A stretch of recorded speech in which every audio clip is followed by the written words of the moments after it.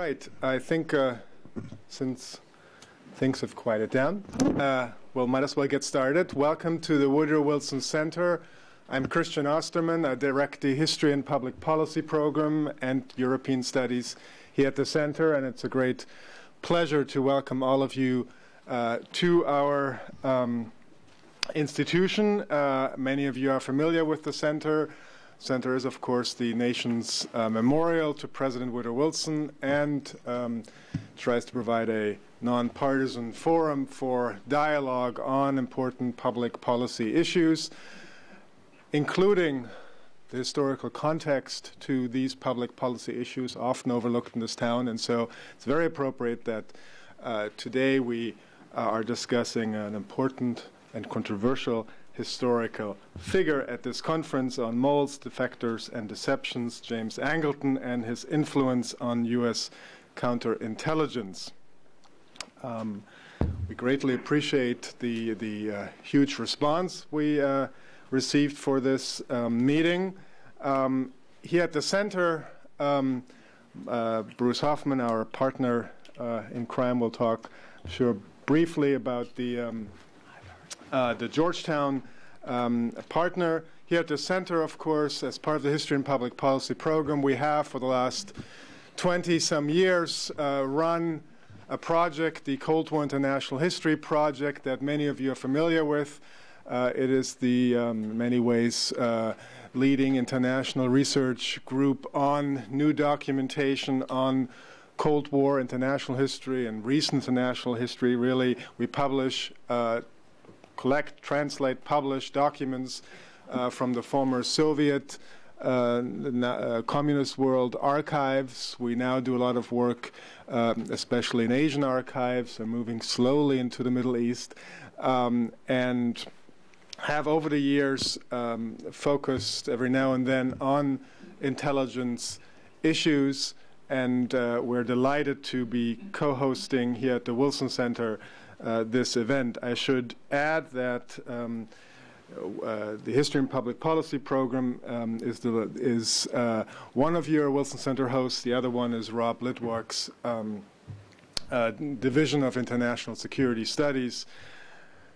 Let me, I'm not an expert on Angleton, so I will keep this short, turn it over to Bruce Hoffman, and then the experts that we have brought together here. Let me just say a couple of words of thanks to those who have really made this conference happen.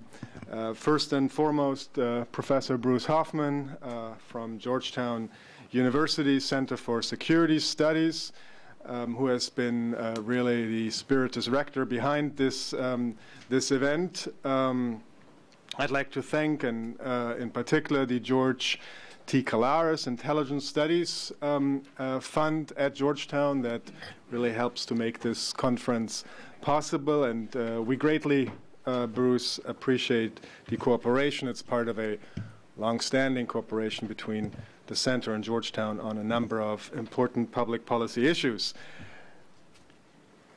I'd like to thank all the speakers that have come from near and far, especially Professor Chris Andrew, came from Cambridge and will be giving the keynote in a short little while. Chris, it's great to have you here at the meeting. I'd like to thank my colleagues here at the Center who really have done the bulk of the heavy lifting of the organizational work. That's Tim McDonald. I don't know if Tim, are you around? See, yeah, Tim McDonald. Stand up, Tim.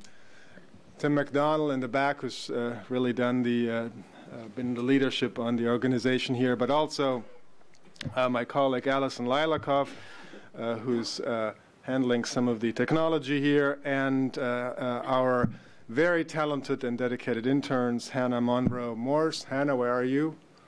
Is she around? All the way in the back there. Okay, and also Amelia Cormier, I think right next to her, also in the back. Thank you. I'd also like to thank David Maxwell, the deputy director at the Georgetown Center, and Dmitry Sakharov for their partnership and collaboration.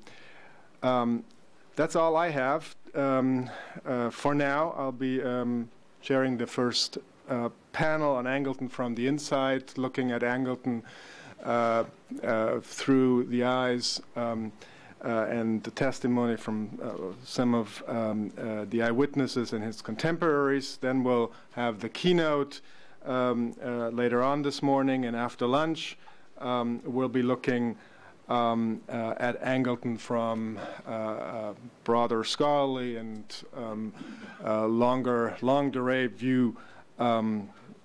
So with that, thank you all for joining us, and Bruce, you have the floor, and thanks again. Thank you, Christian. Let me also thank the Woodrow Wilson Center for co-hosting and co-sponsoring this event. When I first proposed it to Rob Litvak, who's the Vice President of International Security Studies, he responded with alacrity to the idea of having a conference on James Angleton. And equally enthusiastically, Christian, as Director of the Cold War History Project, and Tim McDonnell and their team provided really the absolutely essential support, not least in giving us or allowing us this splendid venue, which I think makes for exactly the right level of interaction between the speakers and the audience. Let me also thank all the participants and all the speakers who, as Christian said, in the case of Chris Andrews, has come from Cambridge, England, Locke Johnson, who's up from Georgia, Tenant Bagley, who's phoning in from Belgium, and various others who have also come to join us. And thank you to all of you. It shows that our hypothesis that even 40 years after many, or 50 years, in fact, after many of the events that will be discussed today, James Angleton and the controversy surrounding his reign as the counterintelligence chief at the CIA still attracts enormous amounts of interest and attention. I would be remiss also not to thank the Associate Director of the Center for Security Studies, my deputy, David Maxwell, for his Herculean work, and especially Dmitry Zakharov, who coordinates our outreach events at the center, who was really instrumental in making this possible. Now, many people, not least the speakers, have asked me, why a conference on James Angleton, and why now? And essentially that boils down to four people. The previous associate director of the Center for what was then called the Center for Peace and Security Studies, it is now called the Center for Security Studies. This was an idea that germinated in the mind of Ellen McHugh, who's now with the Center for New American Security, and also one of our distinguished faculty, who's a speaker later today, David Robarge, who's the CIA's chief historian. And it was a conversation that they had about 14 or 15 months ago that really planted the seed to have a new look in the 21st century on Angleton's legacy. And the reason they had both been discussing Angleton, oddly enough, not least because, of course, Georgetown's master's program in security studies has a very strong intelligence component, was that one of our benefactors and one of our dearest friends is an individual named Tom Collaris, who very generously, it's his funding that, in fact, has made possible this conference through the fund that he created to honor his father, George T. Collaris. And George T. Collaris is really one of those unsung heroes of the Cold War. He's someone that rarely, if is ever, I know Tom often boasts that his father is only mentioned in one book that he knows of, but his father was one of these unsung heroes of the Cold War. A very interesting background, born of Greek immigrant parents in Montana at age 11.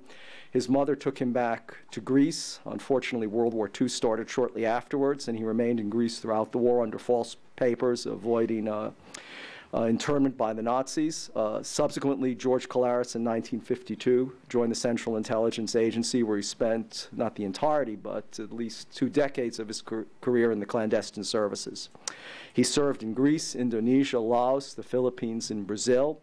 During his time in Laos, he was instrumental in acquiring both a warhead and also the operating manual to a Soviet SA-2 surface-to-air anti-aircraft missile. And his involvement in Angleton boils down to the fact that in the early 1970s, the then DCI, William Colby, whose son, Carl Colby, we're very fortunate to have on the panel this morning, brought in George Collaris and, in essence, instructed him to clean up the mess that, quote unquote, that Angleton had left behind. So George T. Collaris followed James Angleton as the director of counterintelligence. He then went on to head the Soviet East European division of the clandestine services, and among other things, I believe dispatched Burton Gerber, one of our other distinguished Georgetown faculty, to Eastern Europe in his service as station chief in a variety of capitals there. George T. Collaros wound up his career as a special assistant to then DCI Stansfield Turner in 1979, and he retired from the service in 1980. And it's really in his memory and to honor his father that Tom Collaros has very generously created the George T. Collaros Intelligence Studies Fund at Georgetown, which provides stipends for students studying intelligence as one of our core concentrations, provides research funds, and one of its main goals is to provide forums precisely like this that will not only plumb the depths of Cold War history, but also address contemporary issues. Last year, exactly at this time, we had a equally impressive conference with the Council on Foreign Relations and the Study for the Radicalization Center at King's College London on intelligence and radicalization and terrorism. So this is the second of what we hope will be annual conferences that embody the spirit of George T. Collaros and honor not just George T. Collaros, but all those other Cold War heroes who may have gone unrecorded in the history books, but nonetheless played an instrumental role in the end of the resolution of the Cold War, one should say, and the world we live in today. So thank you very much. Let me turn it back over to Christian. Thank you, Bruce. All right, we'll get started with our first panel on Angleton from the Inside. We have a terrific group of speakers for you. What I'd like to do is I'll introduce each of them quickly, and then hopefully after brief presentations, be able to engage in a discussion with all of you. Our first speaker will be Tenant Bagley via phone from Belgium. He's a retired CIA counterintelligence officer who served the agency for over 20 years. During his career, he handled spies and defectors in the Directorate of Operations and rose to the position of Chief of Soviet Bloc Counterintelligence. In 1962, he became the first CIA officer to have contact with Soviet defector Yuri Nosenko. Much of Bagley's later counterintelligence career related to the Nosenko case, particularly concerning the question of whether or not Nosenko was a KGB plant to protect Soviet assets within the CIA. He's the author of Spy Wars, Moles, Mysteries, and Deadly Games, as well as KGB. He's, as mentioned now, a writer based and researcher based in Brussels. Our next speaker, already mentioned as well, is Carl Colby, award-winning documentary filmmaker, president of Carl Colby Films, and a member of the board of directors of the OSS Society. His production credits include films about Franz Klein, Willem de Kooning, Bob Marley, Frank Gehry, George Hurl, and Franco Zeffirelli, and an Emmy Award winner, among many others. He recently produced and directed The Man Nobody Knew, In Search of My Father, CIA Spy Master William Colby, a feature-length documentary film on his late father, William Colby, the former CIA director, and the evolution of the CIA from OSS in World War II through today. Carl Colby was born in Washington, D.C., has lived in New York and Los Angeles before returning to Washington in 2003 to make The Man Nobody Knew. Then we'll have Edward Epstein.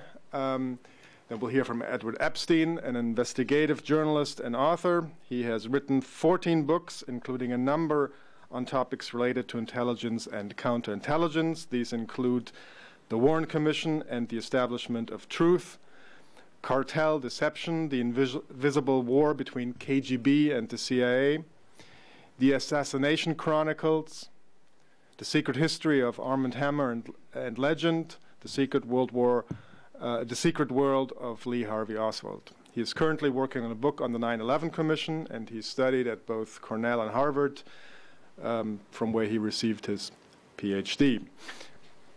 Then we'll have Ronald Kessler, to my immediate left here. He's a best-selling New York Times author, 19 books on the intelligence community. He began his career as a journalist in the early 60s at the Worcester Telegram, followed by years as an investigative reporter and editorial writer with the Boston Herald. He In 1968, he joined the Wall Street Journal as a reporter in the New York bureau before becoming an investigative reporter with the Washington Post in 1970. He is currently the chief Washington correspondent for Newsmax. .com and Newsmax magazine. He has won 17 journalism awards, including 2 George Polk Awards for national reporting and for community service.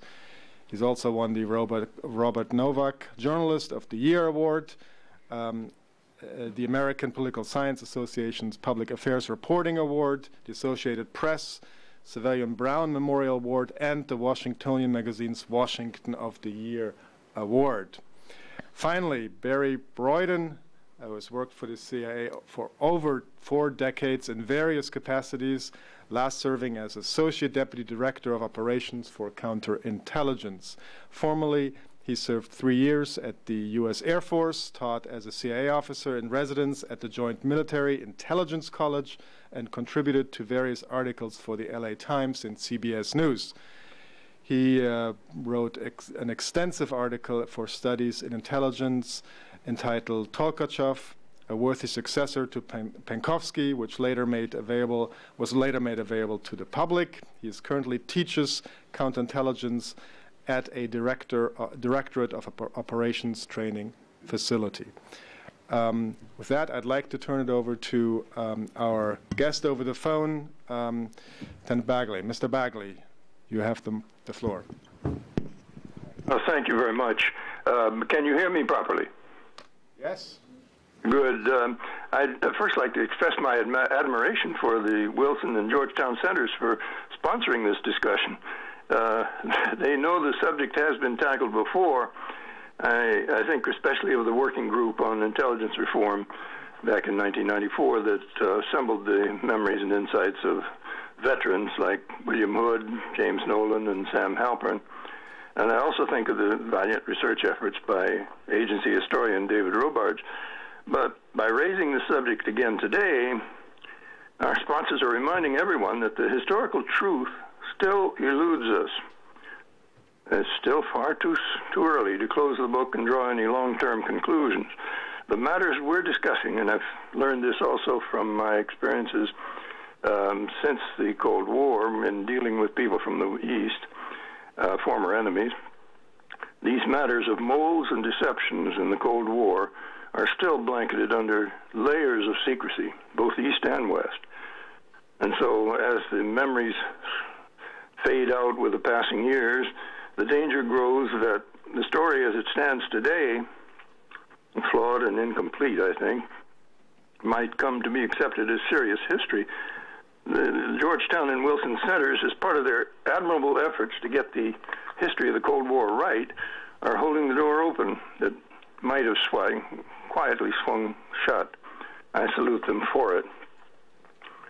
But until we learn much more about that world of moles and deceptions in the Cold War, we'll have to recognize that any truly fair assessment of Jim Angleton's work in it will have to wait, and that whatever we conclude today can only be tentative. But perhaps we can advance the study a bit. I saw Jim Angleton from a rather special viewpoint, both close and detached at the same time.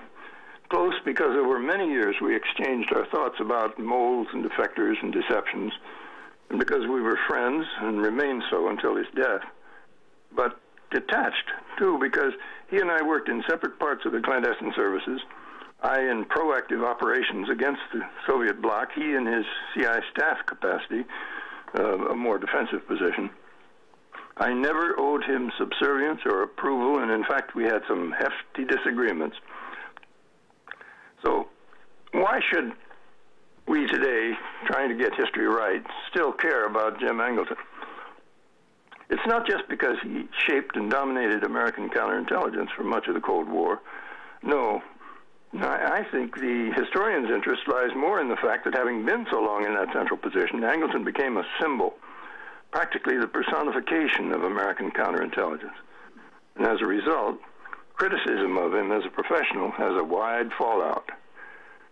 To the degree that his critics have distorted his image, they've distorted our view of the counterintelligence operations of his time. Take that word paranoid, for example. You're all familiar with it. His critics have pinned it to Angleton's name so tightly that we're reminded of way back when Southerners used to think damn Yankee was one word. If we view Angleton as a paranoid, it follows that consciously or not, we tend to see the Soviet bloc deceptions and penetrations he fought as mere phantasms of a deranged imagination. His critics, to discredit views that contradicted theirs, have intentionally built up that image of strangeness. Their intent shines in the way they exaggerate aspects of his personal appearance, his dress, and manner, things that did, in fact, distinguish him from his colleagues. They describe a tall figure of ghost-like thinness behind owlish glasses, wearing a dark hat and dressed in dark clothing, working strange hours in a darkened room and twisting lures for fish. With the evident intent to mock, they refer to him with a middle name that neither he nor anyone close to him ever used, personally or professionally. Those of us who know Jim were always aware that anyone referring to him as James Jesus Angleton either didn't know him or had an agenda. They succeeded in creating an image of a strange figure, even demented as one recent historian got it, obsessed by the idea that there must be KGB moles inside CIA, simply because the KGB was busily trying to put them there, or because there were KGB moles in the British and French intelligence services, or because some mad defector named Golitsyn told him so, and who then launched crazed hunts to find these imaginary moles, burning innocent careers at the stake. Now, I'd like to stress that this fictional image of him, and it is fictional, has done more damage to American counterintelligence than ever did any failures or missteps of the real James Angleton in the real world. He surely had his shortcomings, as I was well placed to observe, and which I'll come back to. But to the extent that his influence on our counterintelligence may have been negative, the blame lies elsewhere. It lies in that fictional image. It's there that you'll find most, if not all, of the Angletonian excesses that are today blamed for the decline of CIA intelligence, counterintelligence after his time. That decline, which I suppose means counterintelligence became less active and less effective, has been reported by authoritative studies and is admitted even by Angleton's fiercest critics. But they say it's because counterintelligence practitioners were bending over backwards not to repeat his excesses. But look at those excesses. Look at the ones that have been named, and you'll quickly see that they're part of the fictional image that the critics themselves have created. They are things that Angleton not only didn't do to excess, but that he didn't do at all. The ones I've heard about most often, first or second hand from Angleton's detractors inside the agency, are these. First, that he regarded and treated all the agency's secret Soviet sources as being under KGB control, which he most certainly did not, although some, in fact, were. That because of such unfounded suspicions, he paralyzed CIA's intelligence-gathering operations against the Soviet bloc. Now, that's pure invention. There never was any paralysis, whatever, as I know firsthand. Another is that his paranoid suspicions caused CIA to reject, even to turn back, would-be defectors and volunteers from the Soviet bloc. In fact, none were rejected in his time, and the only case of supposed turnback that Angleton's critics have named, a man called Loginov, has been badly misreported. Also, that Angleton stashed away and ignored promising counterintelligence leads. These accusations not only lacked foundation, but actually involved sheer invention. It's also said that he had a student-to-teacher relationship with Kim Philby, which he never did, and that he gave away the store to Philby, which he did not.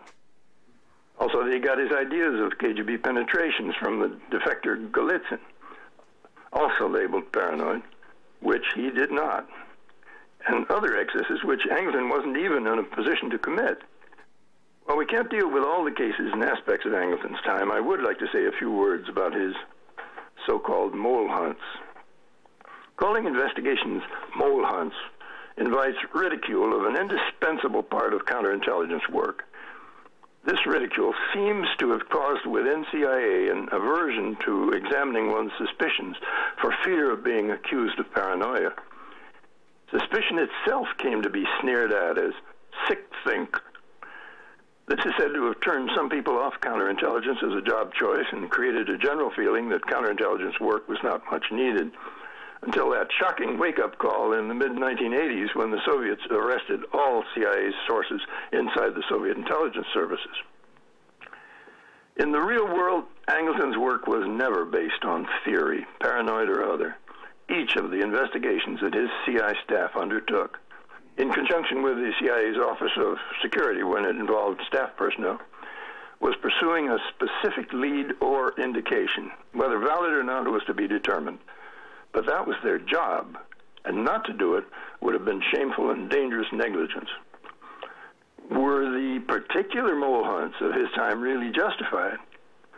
None of us here today can answer that question. We don't know what led to them, except for a few, like the KGB defector Golitsyn's knowledge of a certain KGB spy codenamed Sasha, whose name began with K. And even those few have been reported wrongly or incompletely. We don't know either what those investigations did or did not turn up. It's all very well to say that CIA later decided that the careers of 3 of the suspects had been unfairly hampered and that CIA did even recompense them for it. But we don't know what caused them to be investigated in the first place. Portraying Angleton as a paranoid delivers loud and clear an underlying message that any more rational person, someone clear-minded like you and me, would naturally see that there never were any moles to be found, nor any of those wicked KGB deceptions that he imagined. But as I know, as we all should know by now, paranoia or no paranoia, there were moles inside CIA in Angleton's time. It has emerged since the Cold War that there were at least 2, not counting Carl Kircher, whose betrayal began only as Angleton was departing and wasn't a staffer anyway. And circumstantial evidence points to 2 more still not identified. Oh, by the way, one of those KGB spies inside CIA had the KGB code name Double, sounding like double. He will be exposed in a book that will be coming out in the next few weeks. Watch for it. That book is based on formerly secret documents, among them the KGB's report to its Czech subsidiary, telling what a good job Double had done. That means during the time reported in the book, he exposed 12 people who had been secretly helping CIA, some of whom were shot. All of this teaches us to be wary of that word paranoia. That's a pathology not always easy to diagnose even by specialists. In counterintelligence circles, it's all too often just a label to discredit people who see things differently. If we're to get at the truth about Jim Angleton and his time, we'll have to identify some interim stage between wide-eyed acceptance at one extreme and paranoia at the other. May I propose one? For example, skepticism. It would more accurately describe Angleton, and it might even be a desirable quality for a practitioner of counterespionage. But if we're looking for ways that Angleton may have had a negative effect on American counterintelligence, we can probably find some. For one thing, many found it difficult to follow his dense, brilliant descriptions of the counterintelligence picture. For example, how KGB active measures and moles were combining to subvert and manipulate Western policy. It was certainly to the detriment of American counterintelligence that 2 of those who weren't able to follow were successive CIA directors, James Schlesinger and William Colby, as both admitted publicly, neither of whom felt much sympathy for counterintelligence practices in the first place. Colby replaced Angleton and his lieutenants with people who, as they themselves have also said publicly, came in determined to shake CIA out of what they regarded as a dark era paralyzed by sick-think. They evidently shifted the emphasis away from skepticism to give the benefit of the doubt to sources and situations. The harm done by this approach became clear in cases such as the CIA's sources in Cuba, all of whom were subsequently learned to have been under Cuban control. Sometimes, too, Angleton tended to portray KGB operations in such sweeping, dramatic terms that some thought he was exaggerating, even imagining. For example, the defector Golitsyn first reported, and we later came to know well, that in 1959, the KGB decided to increase their very real active measures, that's political subversion, deception, black propaganda, dirty tricks, and to coordinate them on a worldwide scale for closer support to Soviet foreign policy. The way Angleton described this development allowed some to scoff at it as Angleton's mad vision of a monster plot. To the extent that this ridicule discredited the information itself, American counterintelligence suffered a diminished understanding of how its adversary was really working. No doubt, too, Angleton sometimes went wrong when theorizing about Soviet policies, but whatever his doubts, for instance, about the full reality of the Sino-Soviet split, they had no influence on American policy and need not concern us here, except to the degree that they discredited his more accurate positions on Soviet intelligence activity. Also, those of us who dealt with him sometimes felt that Angleton was applying the principle of need to know with excessive zeal, holding too much unto himself and making it more difficult for some of us to do our own jobs. In other words, this central and dominating figure of the American counterintelligence world was, like all of us, imperfect. But his long experience, his contribution to American counterintelligence practices, procedures, his extraordinary knowledge and insight, his deep love of his country, his charismatic personality, and his warm concern for his friends, all earned him high respect from those who worked closely with him, including myself, and from most of those who supervised his work. In the real world Angleton worked in, Soviet intelligence was trying everywhere, every day, to penetrate and deceive the United States government. They gave Angleton plenty of reasons to be skeptical. Inside various Washington agencies during the war and immediately afterward, as we all know now all too well, the Soviets had literally scores of the secret sources. Angleton fought against such penetration as well as anyone could with the facilities and sources available to him. And history suggests that he did a better job than those who succeeded him. Thank you very much for listening. Thank you very much.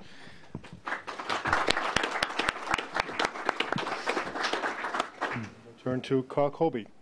Thank you. Thank you very much for inviting me to this occasion. I'm not an expert on Angleton. I'm the son of William Colby, one of the sons, and a filmmaker, and some of you may have seen the film I made, The Man Nobody Knew. I have great respect for my fellow panelists.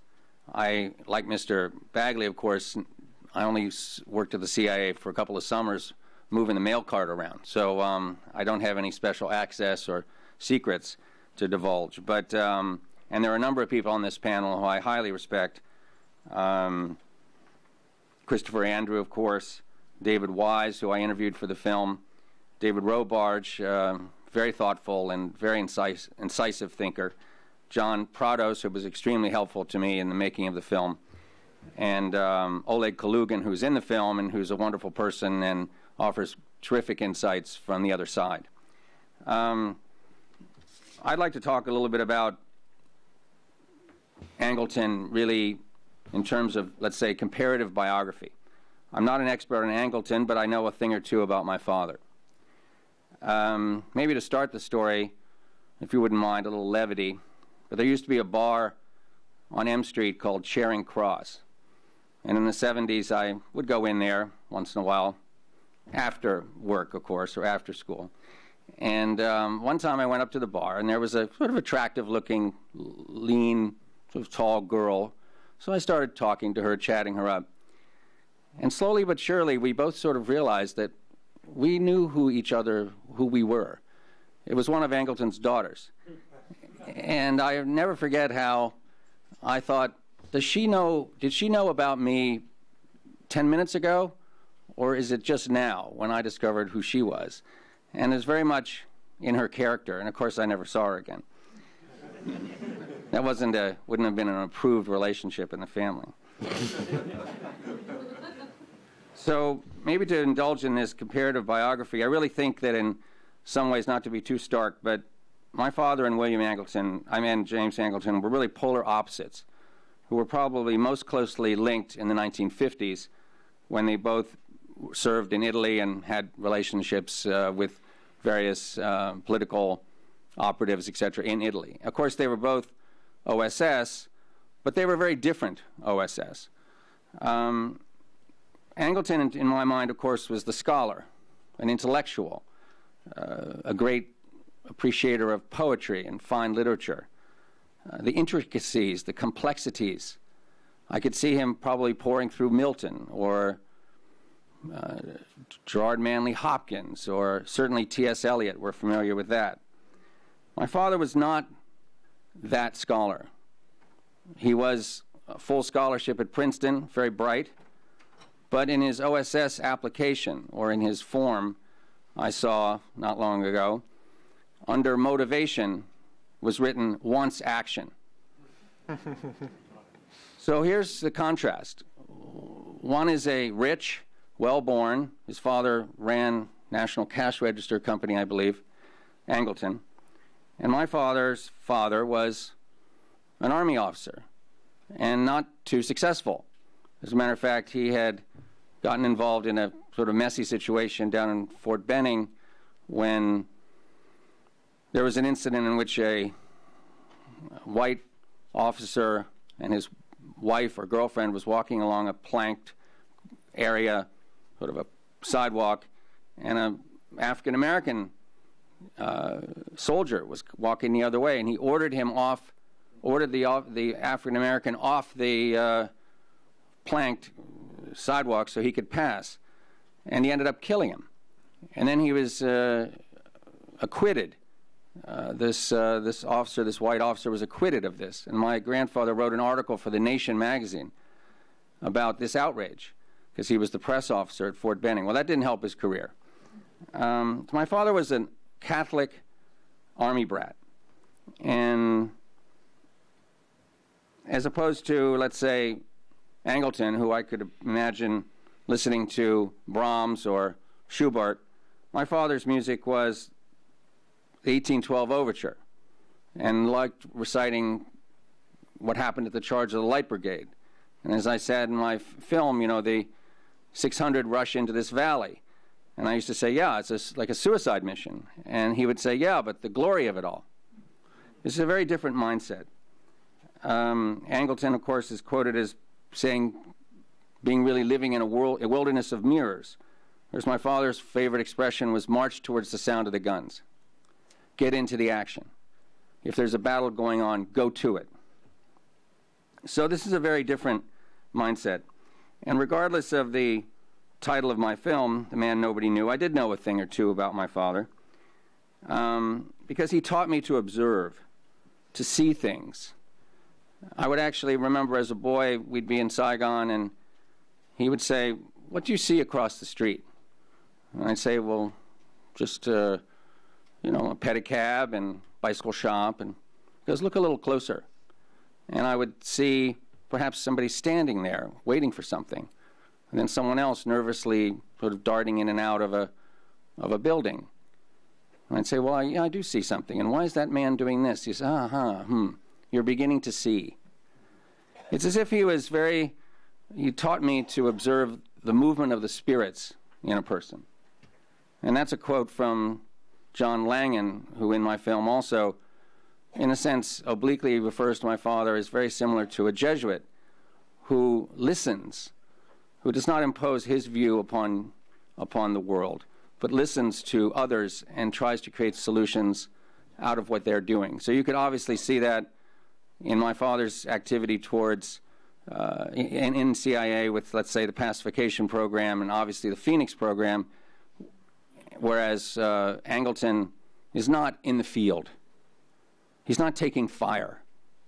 My father would go to fire bases and send the helicopter back to Saigon. And he would spend the night without a guard. And from 12 midnight to 4 a.m., he would take the perimeter watch, armed. And then there would be letters he would write to me.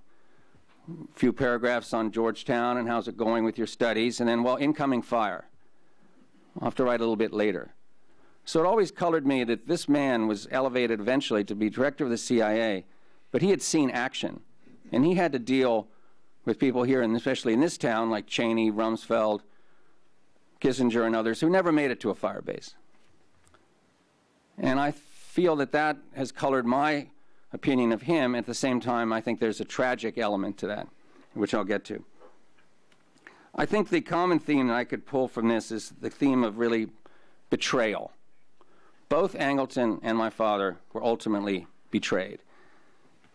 I think Angleton actually earlier on, I think his relationship with Kim Philby colored his professional life, led him to be more suspicious, skeptical, wary. I won't say paranoid, but when you have a close relationship with someone like Philby, and you see him, in a sense, off the record, and come back to CIA headquarters and do not debrief with your secretary that 2-hour lunch you had with Philby, you just sort of wander back into your office and ruminate.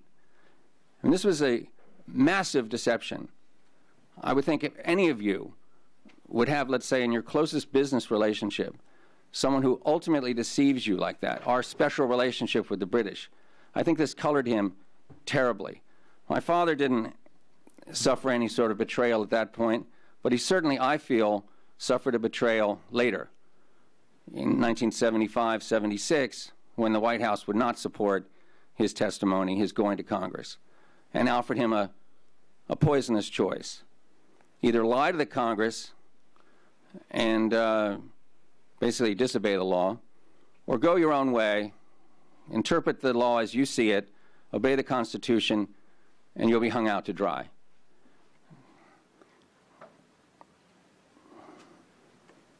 For example, in the summer of '74, I remember arguing with my father about Nixon.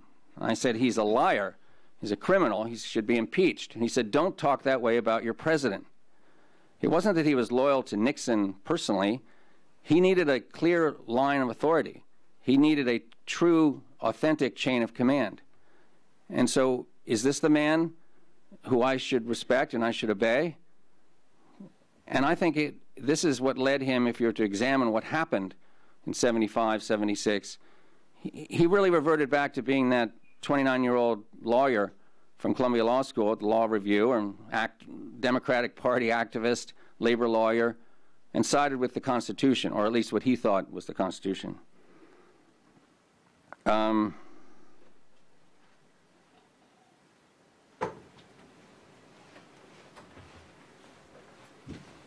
I have heard that when my father went out to Vietnam in 1968 to run the Accords pacification program, later also Phoenix being an element of that, Angleton apparently wanted to set up a counterintelligence operation in the U.S. Embassy because he felt that the Americans and the South Vietnamese were being penetrated by the Viet Cong and the North Vietnamese, and that there was leaks and there were perhaps people obviously passing information.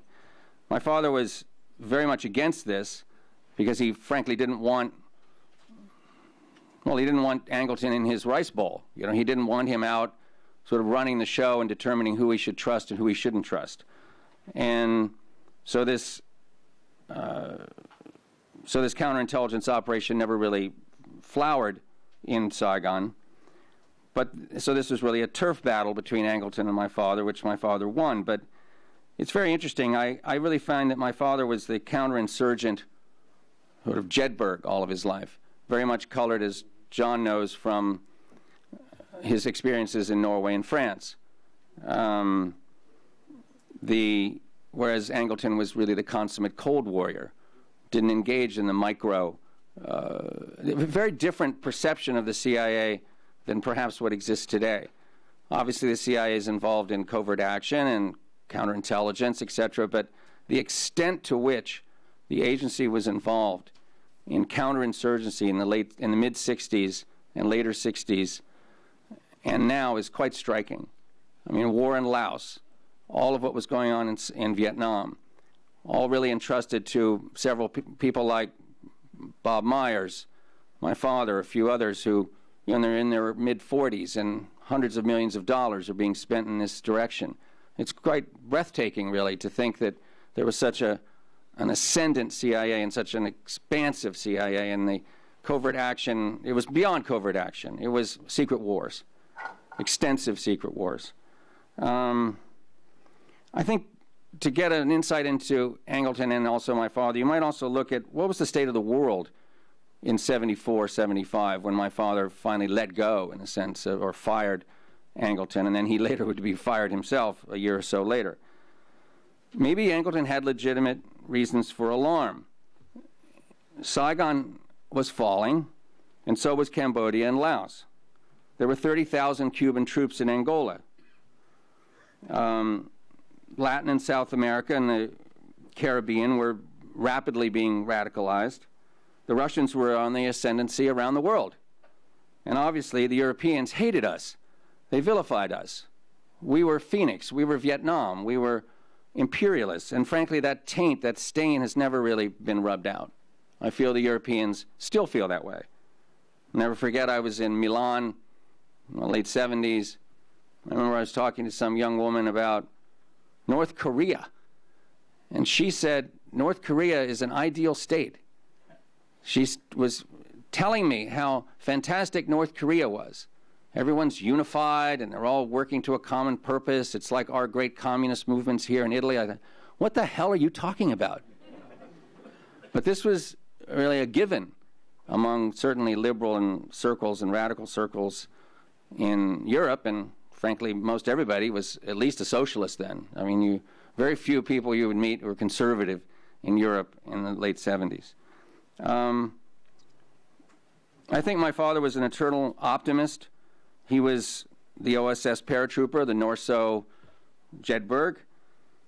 He didn't even experience what General Jack Singelob experienced. When Singelob, who, as you know, is a pretty hard charger, parachuted into France, he quickly found himself in a real problem.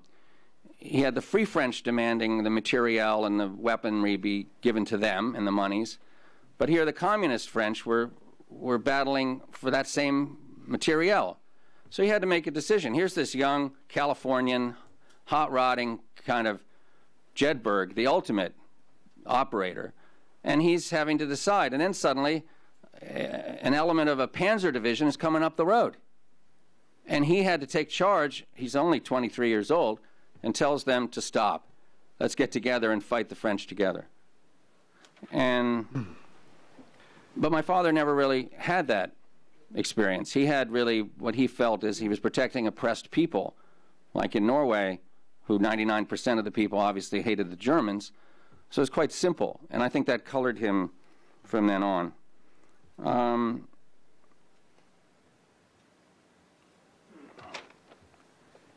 Also, just on a lighter note, Angleton and Colby, our families did not socialize. It was really a completely different crowd. As some of you might know, Angleton was very friendly with Mary Truitt, Cord Meyer, the Carlton Swift, the Potters. This was sort of a Ivy League crowd. That my father was Ivy League, but believe me, he went to Princeton, but he wasn't in the Ivy Club.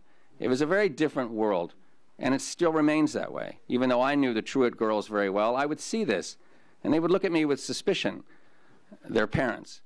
Oh, that's the Colby boy. As if he's dangerous, and certainly the father's dangerous, because he's taking action. My father's crowd was everyone from the Greek mafia of Karamessinis and Kalaris, who was an extraordinarily bright and tough-minded character. The conversations around the dinner table would be really illuminating. These were people who had really no illusions about the world. Perhaps Kalaris, because he'd actually seen it himself as a boy in Greece. My father's crowd was Lou Conine, Singelob, Douglas Bazata, basically his Jedburgh group. So you might look at what are the legacies? Angleton felt that there was a mole at the CIA, and perhaps there was, and eventually there was revealed to be one. In my father's opinion, Angleton had frozen out our CIA,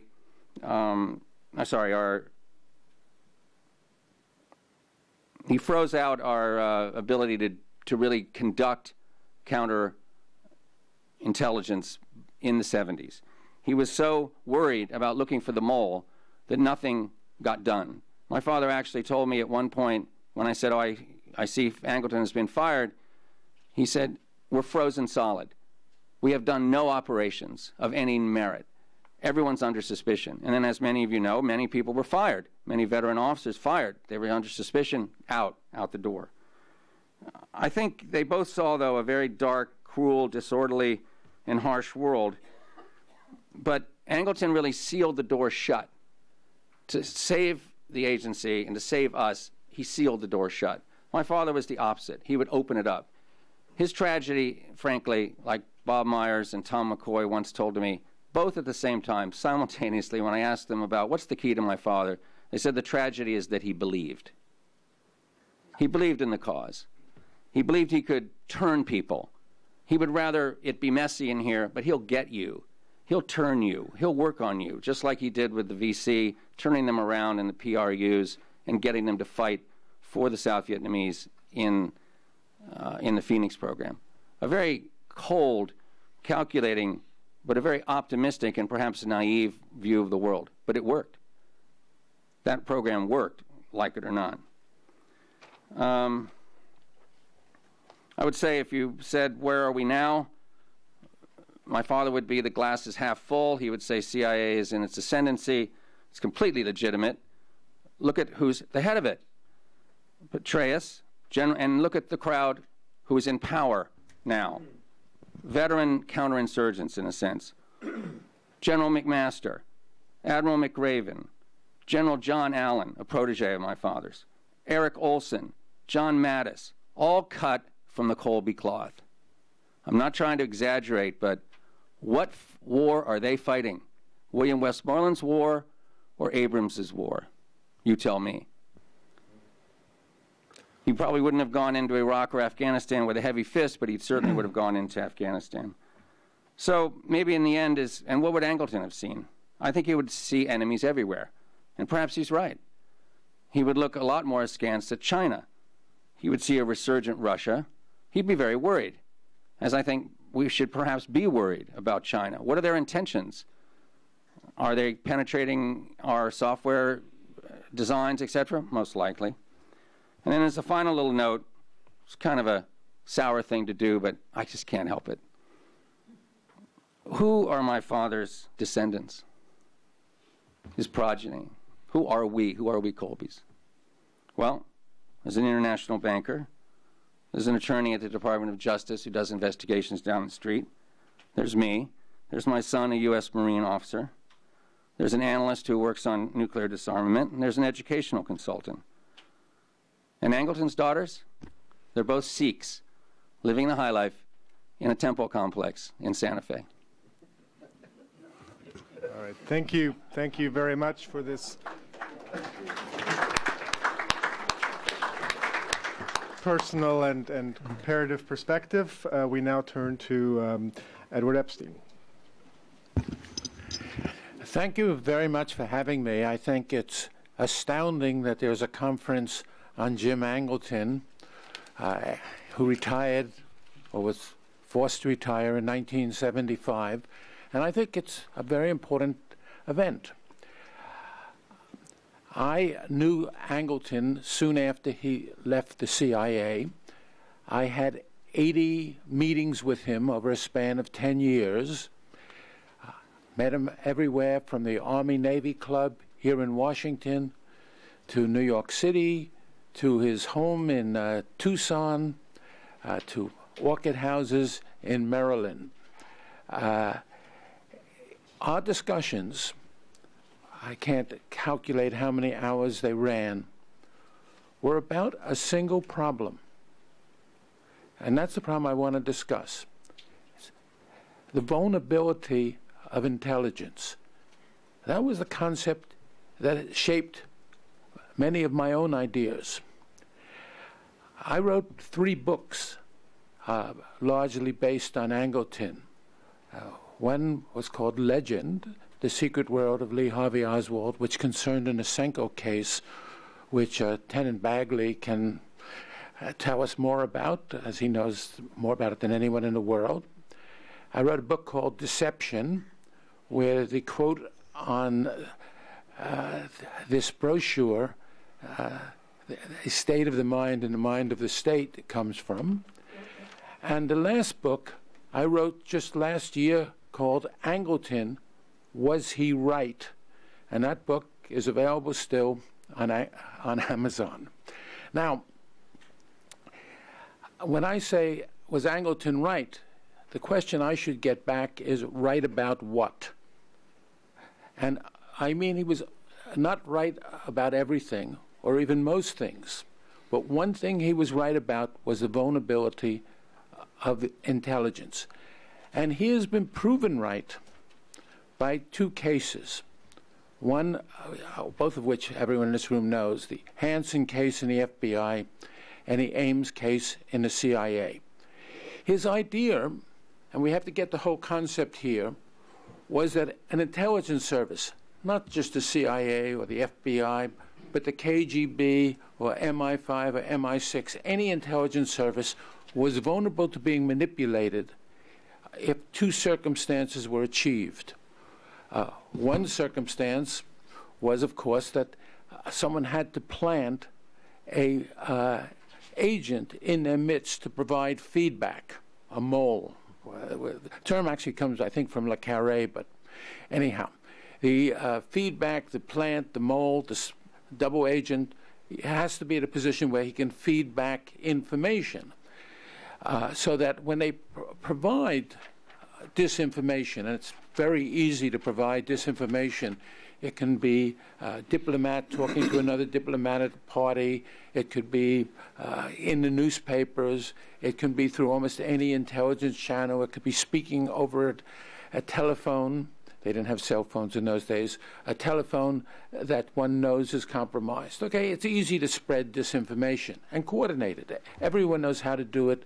The Russians have known how to do it since the Tsarist days, and the British and Americans, the Germans. That's not a problem. Question is that after a while, very intelligent people in the other intelligence service begin to become skeptical. They find that the information can't be true, so they doubt the source, and it fails. Angleton's point was, if you had feedback, if you had someone in the evaluation of that intelligence who could say, they don't believe element A of the story, then the disinformation program could change element A to conform and dovetail to what was doubted. And in that way, when people saw their doubts one by one taken away, they tended to believe the entire theory. Angleton called this a deception loop. You have someone saying something false. By the way, it might not be false. It might just be misleading. It simply could be a series of accurate statements which leads one to the wrong conclusion.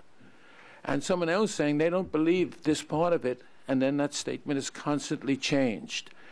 Now, one thing, the Inspector General of the CIA did an analysis of 8 there were 8 Russian sources that were providing us with information in the 1980s and early 1990s. And it found out, or the CIA had found out by this time, that all of these people were under the control of the KGB. And by the way, if you want to read about this, you could read Tim Weiner's Legacy of Ashes. He quotes the Inspector General's report quite thoroughly. In any case, so they found out, which isn't surprising, that there was disinformation. Okay, so what?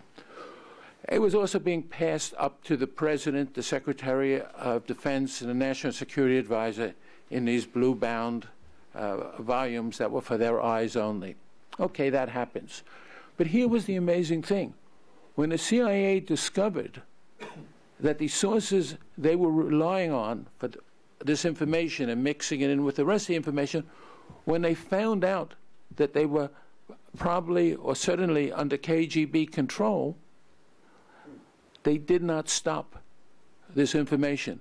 They continued it, not because they're treacherous people or they're idiots, that neither of that is true.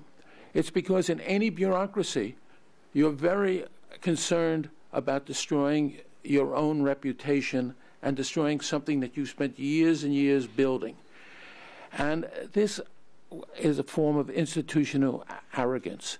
And this really is the third element of the intellectual framework that Angleton was so concerned with. And in a sense, Bagley, as you heard from his talk, he also is concerned with this. And this is that an institution becomes so committed to what it's doing that it doesn't listen. It holds in suspension cognitive dissonance, if you like, but it holds in suspension any ideas that go against what it wants to believe. Now, why I think Angleton was right, and again, not about China, not about Vietnam, not about covert actions. I'm talking about only one thing, and this is this concept of intelligence. Because in any intelligence service, and by the way, the same would be true of a newspaper, which in a sense is an intelligence service. It gathers information and it wants to believe its sources. I want to believe my sources when I write a story. You don't want to doubt, especially if a source becomes a source over time. So there's a natural propensity to believe your sources. Angleton's point is someone could take advantage of this. In the intelligence world, let's say it was the KGB in the days of the Cold War, or the FSB in today's time. In terms of journalism, it might be a public relations, a Karl Rove or a Doug Schoen or a very clever public relations person who knows how to take advantage of sources. But in any case, sources do get or can be compromised. And when they're compromised, it's very difficult for an institution to reject everything that its stories have been built on. And there really isn't too much difference. If you think of this blue-bound briefing for the president, it's like a newspaper, but it has an audience of 2 or 3 people, as opposed to an audience of millions of people. Excuse me? Oh. So I think this is very important, and I think one of the, let me go for a moment to Angleton's career, because it was a little different than it's been stated in the media. He began as a liaison with the Allied intelligence services. This is MI6, the French, the Israelis, the BND in Germany. A very powerful job in the CIA because these services were performing lots of intelligence. And, we're talking about the late 40s and early 50s. And in that regard is how he met and dealt with Kim Philby. I think he'd met Kim Philby before, but Philby was the British liaison and he was the American liaison. So having lunch with him was his job. And I think Carl is right. I think it did influence him when he realized how dangerous a long-term intelligence operation could be, the Philby operation. He then went to Alan Dulles, then the director, and said, we need a separate counterintelligence staff because the geographic divisions, the Latin American division, the Soviet bloc division, whatever it's called, these divisions they can't see that their own sources are compromised, so we need to direct the needs of staff. And originally it started with 20 or 30 people, and it grew to 300 or 400 people by the end, which was 1974.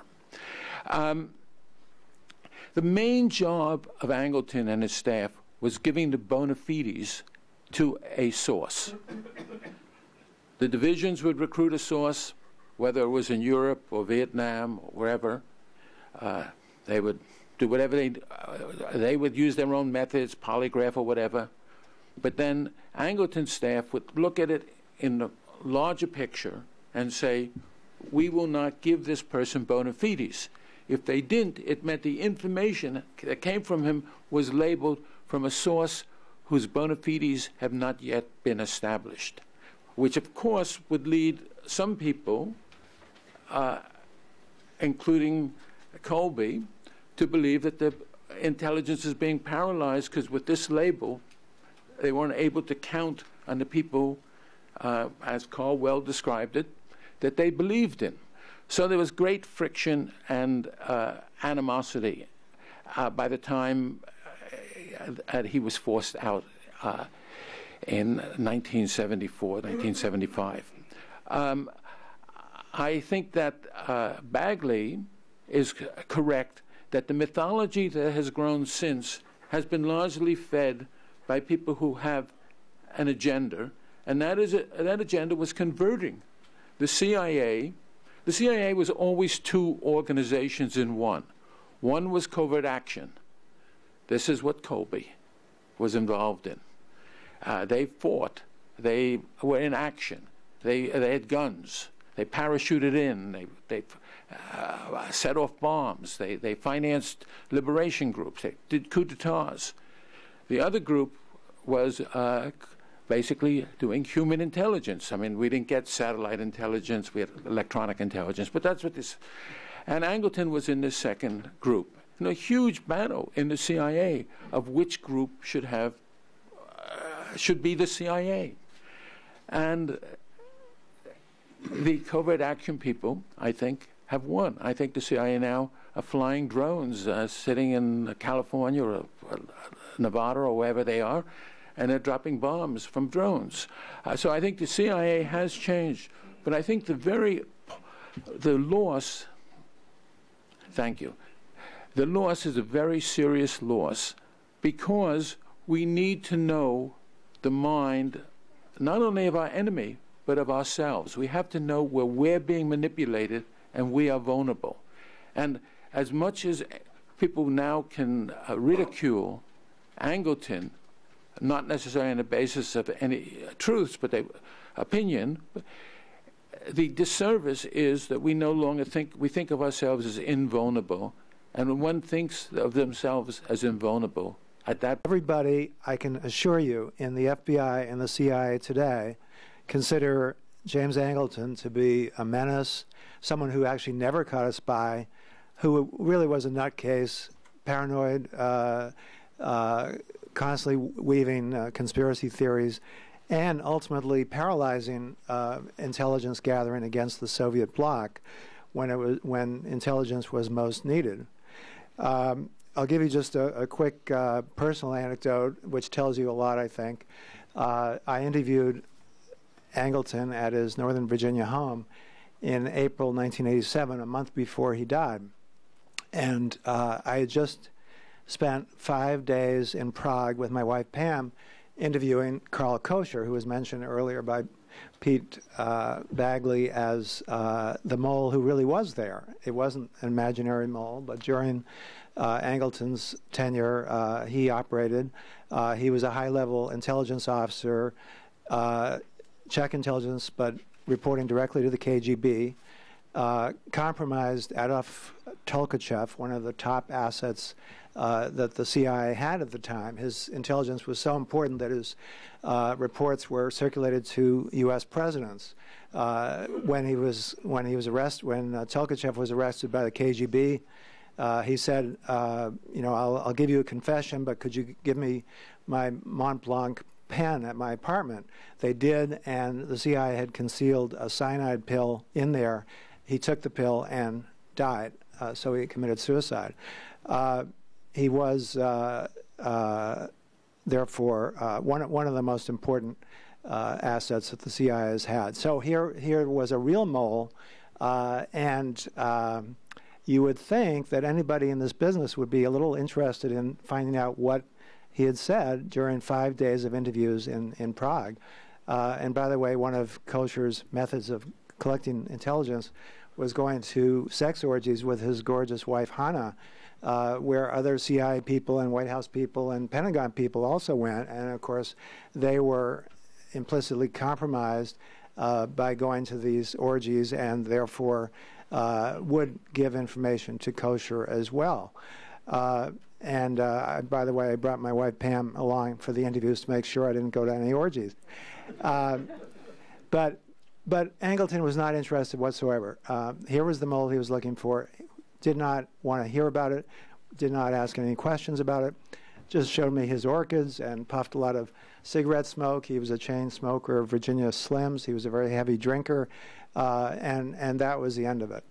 The real spy catcher, who really has caught spies, is John L. Martin. He was chief of the Justice Department espionage section for almost 25 years, and during that time, he prosecuted 76 spies, including John Walker, including Larry Wu Tai Chin, Aldrich Ames from the CIA, other CIA people such as Barnett, and of those, only one acquittal resulted. And he did that with hard evidence, not a lot of conspiracy theories and conjecture and talk about, well, we don't know everything, and therefore, you know, we may not ever know the answer.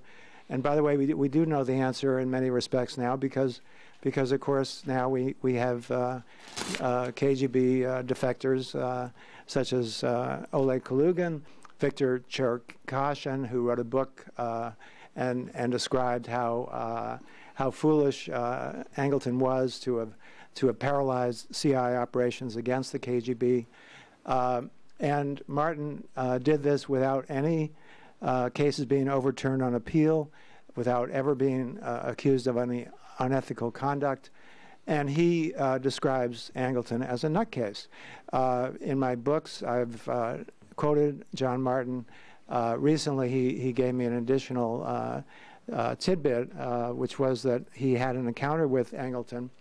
Angleton was interested in the case of Christopher Boyce and Dalton Lee, who were two young men, 23 years old, who gave highly classified information from TRW to the Soviets in Mexico City, and were prosecuted by Martin.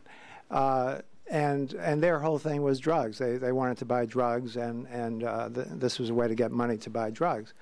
Well, John Martin told me that Angleton came over to his office at the Justice Department and wanted to see the public transcripts of the trial of these two individuals, because Angleton said he was quite certain that if he read these transcripts, public transcripts, he would find evidence that these two individuals actually were controlled by a mastermind in the KGB. So just think about that.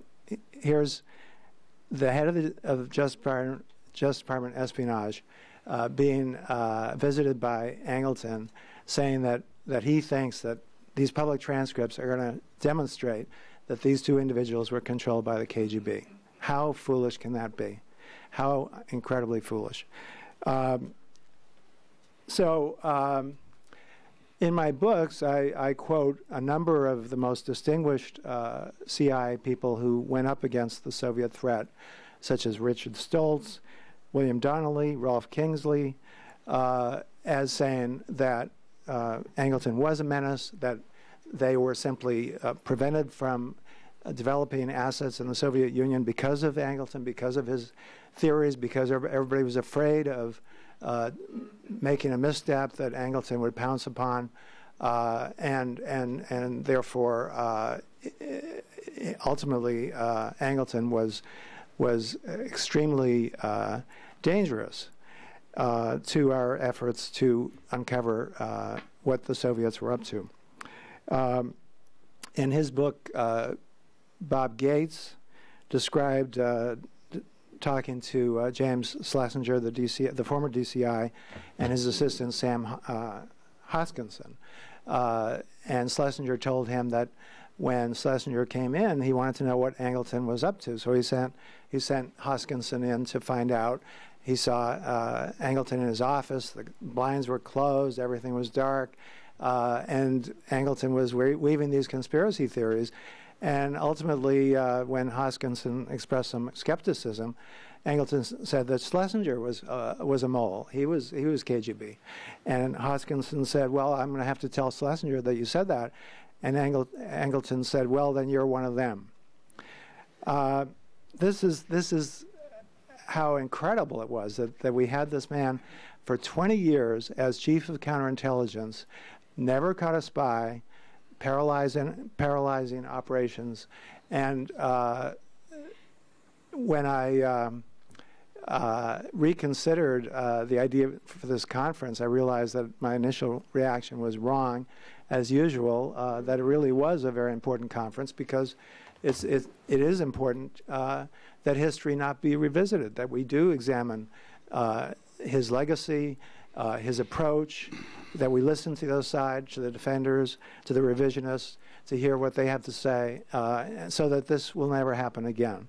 Because it is so easy to have this paranoid, so-called counterintelligence mentality, which is what Angleton would refer to, which as John Martin has said, is just amateur hour. That you need to investigate anything, whether you're a journalist or a homicide detective or a spy catcher, with objectivity, and all the same standards apply. You have to look at facts, you have to look at evidence, and proceed from there. Ultimately, as we know, Colby fired Angleton. It took a lot of guts to do that. He was one of the heroes, and I want to just close with a quote from John Martin in a Newsmax story that I just wrote about this whole issue. And he said, "Those who think that Angleton's paranoid mentality, intimidating tactics, and dishonest charges against innocent CIA officers were admirable risk a return to the disastrous days when the FBI and the CIA trampled on Americans' rights and overlooked real spies. The revisionists dangerously invite history to be repeated." Thank you. Thank you. All right, our final speaker on this panel is Mr. Barry Royden. Okay, thank you very much. First, just to say, when I was originally introduced, there was one line saying that I spent 40 years in CIA, which I did, and I've been working on contract for the last 10 years, so I've got really 50 years of experience in CIA. It was also a reference to some of my academic or literary achievements, since this is academia, one of which said that I had published articles in the Los Angeles Times. Actually, that's not true. I was interviewed and misquoted once in the Los Angeles Times. I'll read my remarks as I want to get them straight, and I'm happy to be part of it, obviously take questions in the end.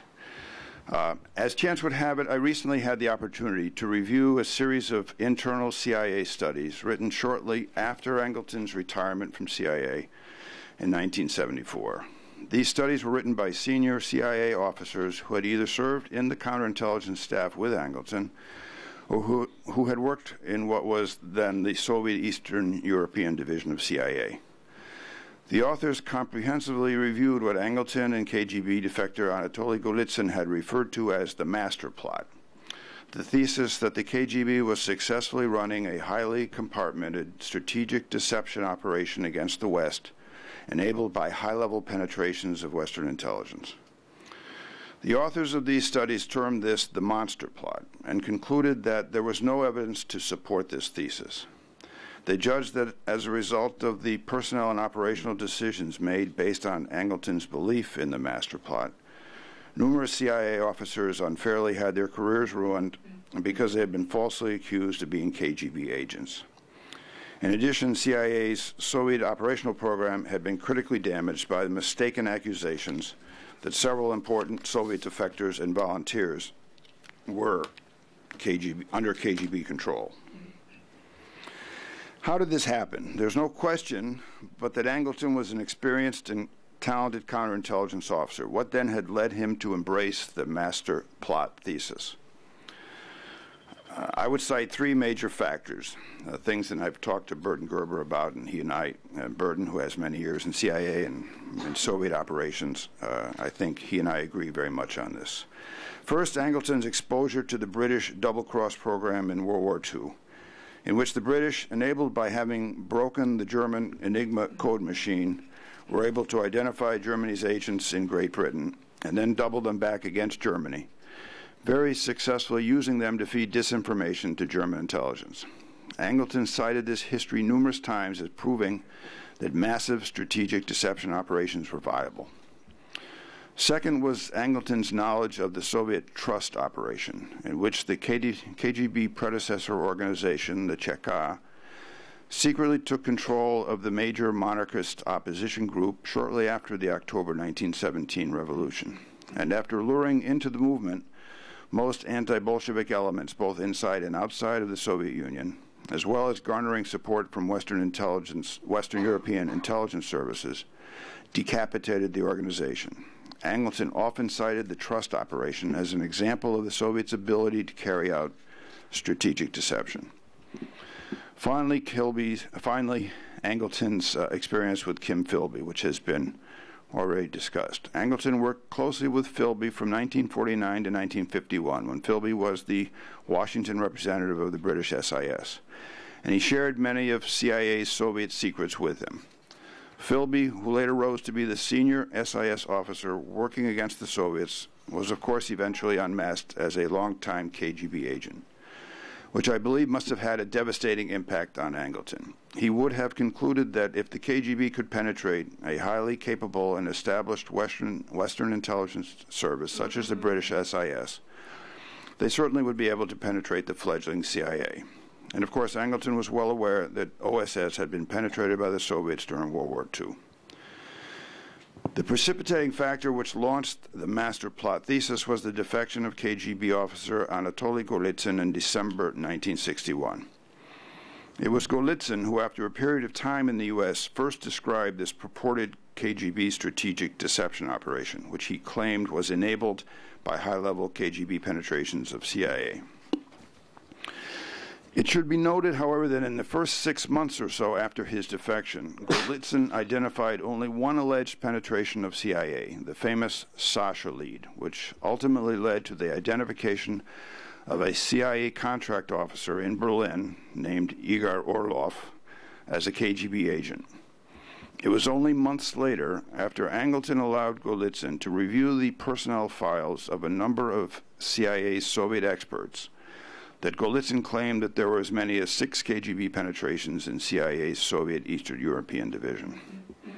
Tragically, whereas Golitsyn's information on the Sasha case was based on his exposure to the case while a KGB officer, all of the other purported CIA moles that he identified were based on his analysis of KGB modus operandi.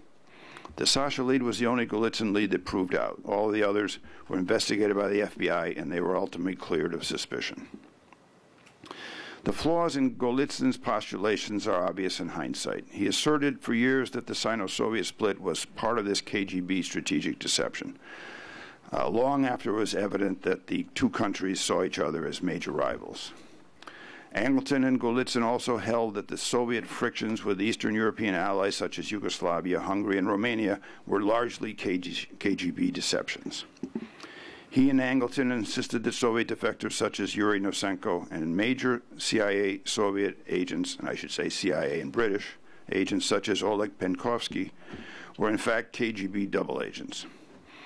All of the evidence that we have obtained over the 50 succeeding years strongly indicates the opposite, that Nosenko and Penkovsky and multiple other Soviet defectors and agents depicted by Angleton and Golitsyn as KGB provocations were in fact legitimate volunteers.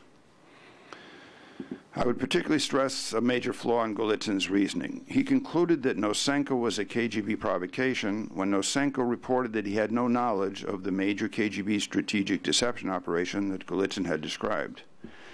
Yet logically, a mid-level KGB second chief directorate officer like Nosenko would almost certainly not have been read into such a program had it existed. Further, when subsequent KGB volunteers and defectors also denied knowledge of such a program, and reported that Nosenko was a legitimate defector, this was cited by Golitsyn as proof that they were also KGB provocations. Yet these officers arguably would not have been witting of this highly compartmented operation either. A more recent example of Golitsyn's fantasies I found in an article that he wrote about the abortive KGB coup in Moscow in August 1991. He was quoted as saying, "According to my assessment, the Soviet coup and its failure constituted a grandiose display of deception, a provocation."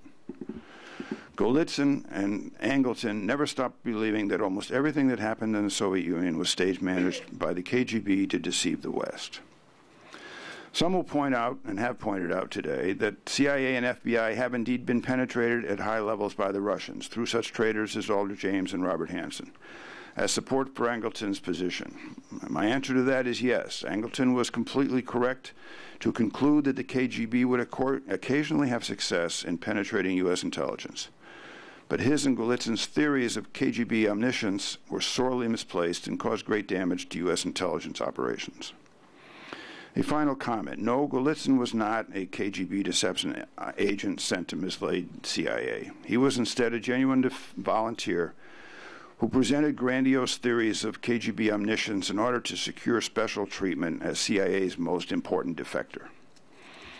And no, Angleton was not a KGB mole. He had merely become victim to having been too long buried in the wilderness of mirrors that is counterintelligence.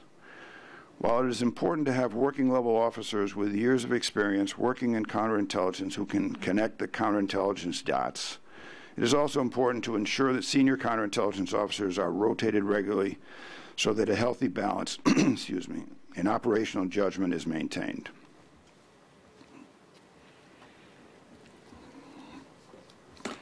For further evidence to support this last point, I refer you to the book, The Philby Files by Henryk Borovic.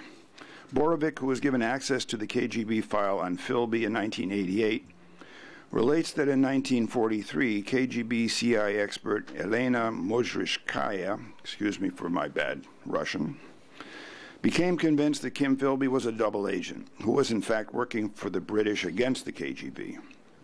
Her assessment was accepted by the KGB, leading them to inform their London residency that Philby and the other 4 members of the Cambridge Five were in fact all under direction of British intelligence. Borovic described Mozhrishkaya as the Russian version of James Angleton, whose paranoid suspicions about KGB penetration nearly destroyed the CIA. I would just like to add a couple comments about some things that were said earlier. The IG inspection that was done in the wake of the Ames case indeed concluded that the Soviets, the KGB, had used Ames knowledge, the reporting that we had certain Soviet agents to undertake a campaign of massive strategic deception against CIA and U.S. government. That's an absolutely unproven charge that most professionals in the agency absolutely do not believe. Yes, these agents were compromised and they were wrapped up, but there was no, and certainly there was occasionally small pieces of disinformation that were fed to us, but the sort of massive strategic misleading of policymakers through these agents is just an unproven statement and not true.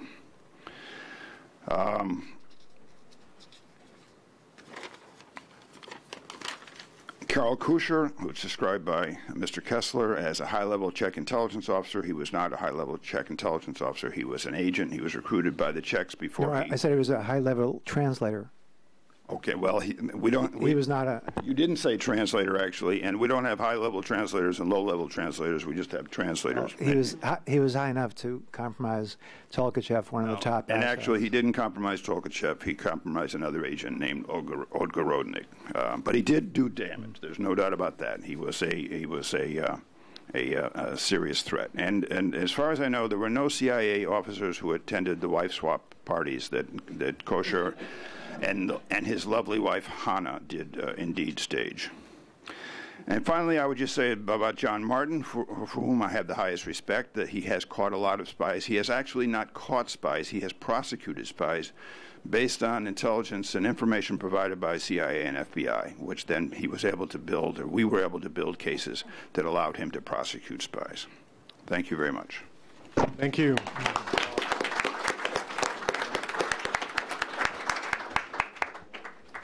I'd like to give the panelists a quick chance to respond if there are any particular points, and then I'd like to invite your comments and questions in just a moment. Mr. Bagley, would you like to comment on any of the presentations?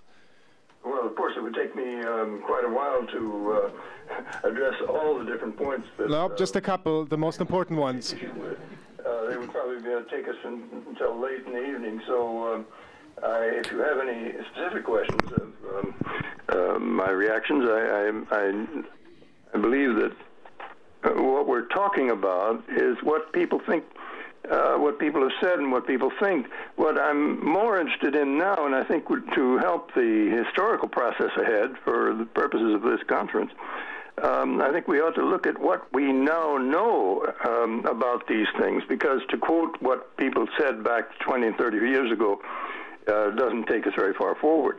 In fact, is much more known, at least I've picked up more from the East, about these cases. There's no reason to assume, for example, that because most KGB people, most CIA people thought that Nosenko was genuine, it doesn't mean that he was genuine. I've had the amazing experience recently, relatively recently, of talking to a KGB general who was personally invited to help run the Nosenko case from for the KGB. He was invited by the man who was in charge of it, who was the General Oleg Gribanov, and who informed me also of the name of Nosenko's KGB case officer. But these are things which I think are contributions to history, and I think would be more important than to rehash the accusations of the past about, and indeed, by the way, I have no problem that Angleton did exaggerate and misspeak from time to time. But again, that's a piece of history. It's not a contribution to our knowledge of what really was the situation of the moles, defectors, and deceptions that are our subject today. Could I just say something? Thank you. Sure. Directly on that. In response to Mr. Bagley's saying that he's had contacts in the East with former KGB officers who have told him that, in fact, yes, Nosenko was run by them. I would hope that you would all have healthy skepticism for former KGB officers telling the truth to Lieutenant Bagley, who, of course, has always been a supporter of the Angleton thesis. I have not found that former KGB officers sitting in Moscow have been good sources of honesty about their operations against the U.S. Any other reactions from the panelists on the presentations? Yeah? Well, I would just like to say that Angleton was not a spy catcher. Catching spies was the Office of Security and the FBI, which has the legal mandate. The CIA cannot arrest a spy in the CIA in America. So what Angleton was basically someone who handled from the counterintelligence staff. He was able to put doubts on any source. He was able to, he had a liaison, Sam Papich, with the FBI, but he was not a spy catcher. So you can't say how many spies he caught or doesn't caught. And I agree with you about Martin, that prosecution depends on the FBI and the CIA. Okay, Mr. Colby, do you have any reactions? Okay. Yeah.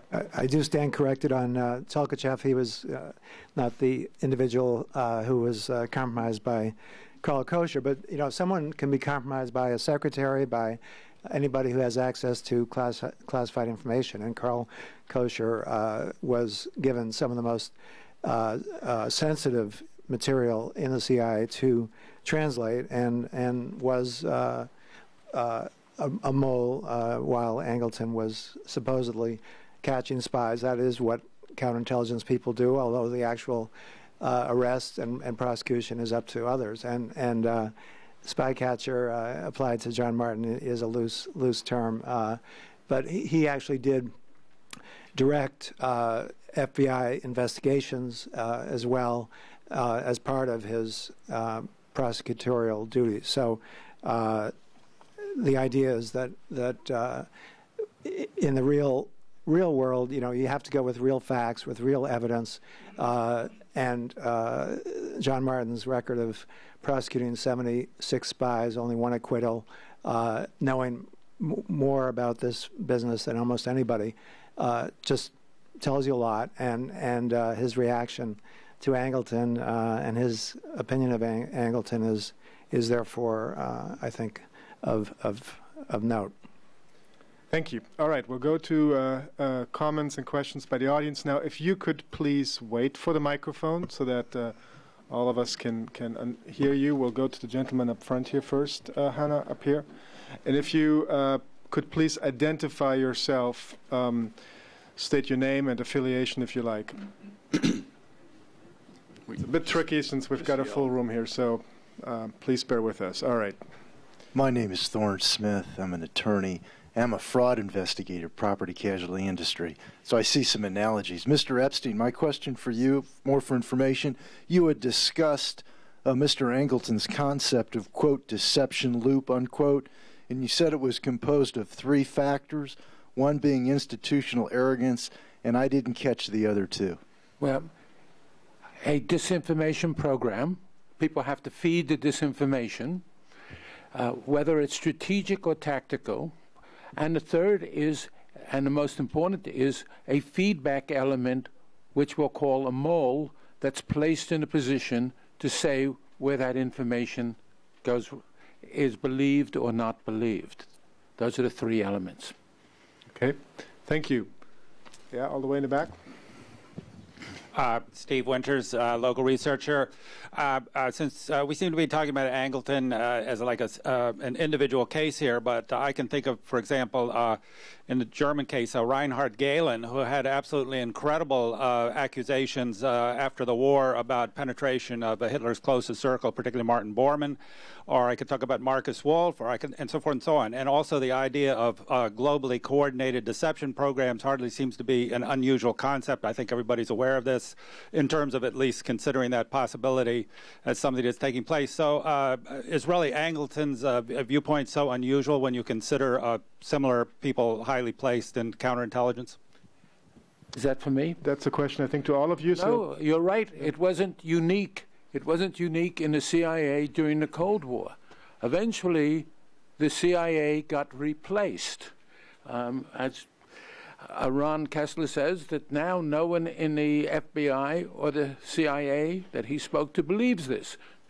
Attitudes change, but certainly after World War II, it was a common assumption that there was deception programs. The CIA ran deception programs. So yes, it's not. He wasn't unique. He's simply a way of focusing on the issues of counterintelligence. I'd like to add one more point about the orgies. It's certainly true that no CIA officers were arrested as a result of providing information to kosher because they went to orgies. But I did interview one former CIA officer who did admit to me, not on the record, of course, that he did go to the orgies, and he was in the Directorate of Operations. So that is the story on orgies. All right. Any other reactions to the questions on the uniqueness of... On strategic deception, it's greatly overblown. In other words, yes, there have been some tremendously damaging penetrations in all intelligence services. And then theoretically, another service who's running that penetration could mount deception operations. And periodically, they will mount a very focused disinformation operation to try to achieve a certain goal, such as when the Russians had aims in place, they mounted a couple of disinformation operations to try to convince us that our cases had been lost for reasons other than a penetration of CIA. But the idea of massive strategic deception, that you can mislead governments through these well-placed agents, it just is not realistic. There are too many other sources of information out there that all countries have access to, that they're going to be fooled by 1 or 2 well-placed agents who can then help another intelligence service mislead a government with strategic deception. Thank you. Any other questions? Yes, all the way in the back. Yeah, my name is Jim Byrne. I'm a freelance journalist here in town. One of my very best friends just came out with a book. It's on Kindle. It's called Black Man at the CIA. And he really credits Colby with being a tremendous supporter of opening the operations divisions up to black people. And Lou, I've known Lou since '75 when he got back from the Philippines. And he's a delightful person and a very, very dear friend. And I interviewed him for an entire year on tape. And that's kind of what he used to write the book. But the CIA threw him a curveball when he gave it to the CIA. And so it took almost 10 more years to get that book written. But it's out now. It's called Black Man at the CIA, and it's on Kindle. Okay. Yeah, Bob Hathaway up front here.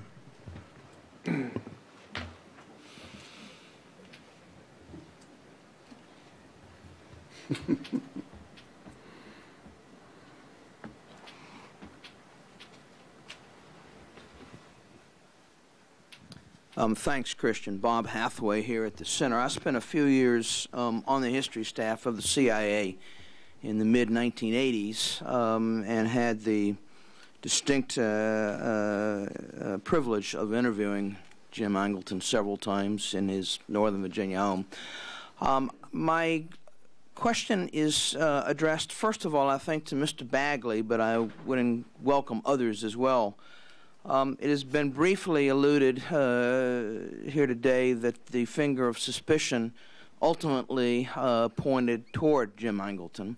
To the best of my knowledge, no one has ever made a very compelling case to substantiate those suspicions. But I would encourage any of those who have knowledge about this to share a little bit about what they know with us of this greatest paradox. Thank you. Mr. Bagley, would you like to respond to that? I'm terribly sorry, but it wasn't clear and I couldn't hear it. Hannah, could we get the microphone? Just repeat it in one sentence. The suspicions that Angleton was himself a mole. The suspicions that, what do you think about the suspicions that Angleton himself was a mole? Well, I'm sorry, I can't take that seriously, and I don't think anybody in any of us today will take that seriously. Even I don't. Sure. I see that John McLaughlin is in the audience, and with his long history at the agency, could you offer a thought on Angleton and your sense of his legacy? I didn't know Angleton. I was a very junior officer at the. In fact, I came into the agency about a year after he left, and so I only know him by reputation. And I would, based on my experience at the CIA, associate myself very much with Barry Royden's remarks, which I know to have been very carefully considered. And Barry is really quite an expert on all of this. I do think that the issue of strategic deception is exaggerated, as Barry suggested, but it is still possible to have one or two particularly influential reports influence decisions rather broadly. And we've seen this in recent years, so I don't rule out the possibility that a Foreign Intelligence Service can develop sources, and I guess what I'm saying is we do have to be ever vigilant at the possibility of double agents influencing us, though I agree with Barry, not on the massive level that many people often suggest, certainly not in the information age.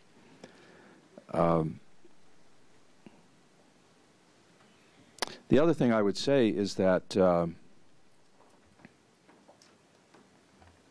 there's a tendency, I think, mistakenly to think of counterintelligence, and perhaps I don't quite know how to relate this to the Angleton legacy, but I think it's mistaken to think of counterintelligence as a separate discipline that somehow you put in an organizational context or in a box, and then, as in those days, ask those people to validate your sources. My experience tells me that the right way to think about counterintelligence, and by the way, I have someone sitting to my left who's done a book on this with Burton Gerber. Speak up, please, a little bit.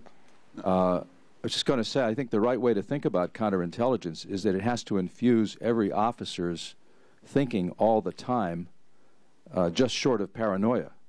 In other words, it isn't the only thing you want everyone to think about, but you don't want to put it in an organizational box that then lets everyone else assume, I don't have to worry about it, they will.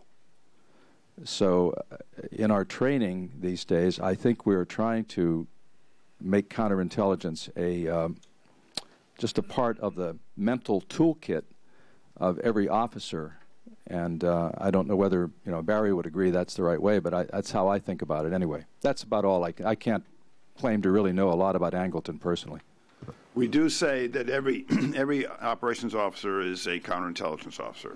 John's absolutely right. It should be part of the discipline that every operation officer brings to his operations. Nonetheless, sometimes we also need that skeptical, wary hand of an outside counterintelligence element to keep us honest. And sometimes we don't do the counterintelligence piece as case officers as well as we should. It's certainly something we're supposed to do. It shouldn't completely be imposed from outside.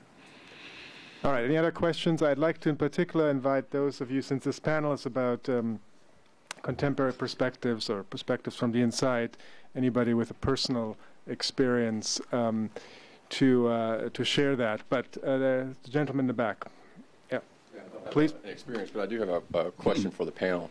Mr. Royden brought it up. Could you identify yourself, please? John, I'm just a student of intelligence and not a fan of Angleton, but, well, almost a fan of Angleton would probably be good. But do you have a last name, too? Petty, I'm sorry. All right. The question was that Mr. Royden brought up that the counterintelligence officer kind of rotates, that you're looking for always new, fresh eyes, I guess. And from my studies of Angleton, after Angleton left, the counterintelligence community itself went through a transition where they didn't want someone to kind of stay in one particular area for very long, especially counterintelligence. And my question would be, well, how do you get someone to be a subject matter expert in a particular, dealing with counterintelligence, on a particular enemy, so to speak, or an adversary, if you're constantly rotating them out? And then you said just a few minutes ago that we're all counterintelligence officers, or you said your officers were, but we're not doing a very good job. So kind of playing off what you just said, and then the rest of the panel. Okay. Go.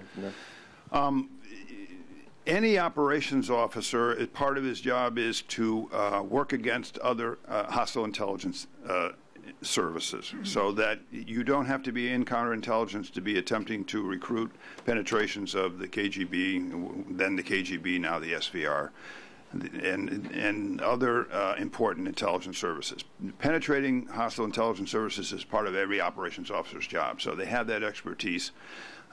You just have a different angle to take if you're sitting in counterintelligence, and your job is to look at every case more critically. That's your job, is to be critical and to do the devil's advocacy and to do the red team critique and look for things and weaknesses that could suggest the case might be bad.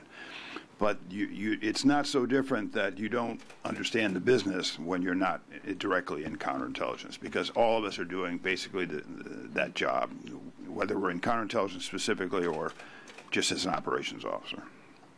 I would like to add that this, what I call amateurish approach, is not just confined to Angleton and people in the CIA. Also, we've seen that in the FBI. In my latest book, The Secrets of the FBI, I revealed for the first time how the FBI actually did get on to Robert Hansen, the FBI agent who was probably the most damaging spy in U.S. history. And as most of you know, before arresting him, the FBI thought that Brian Kelly, a CIA officer, was the individual they were looking for. And for this book, I interviewed Mike Rochford, who was in charge of that investigation, and for the first time he described what really happened. And he admitted that he was wrong, that the way they got onto Brian Kelly is that they made a list of people whom they thought had information to the classified material that had been compromised. And Brian Kelly showed up, and most of the material had to do with the CIA, so they just sort of assumed the person must be in the CIA. And guess what? Robert Hansen also had access to this material. He was in the FBI, but he was not on their list. So that's not, what do you call that? Stupidity? Amateurish? You don't have to be some kind of counterintelligence genius to recognize that this is just wrong. And not only that, but the Brian Kelly passed an FBI polygraph exam.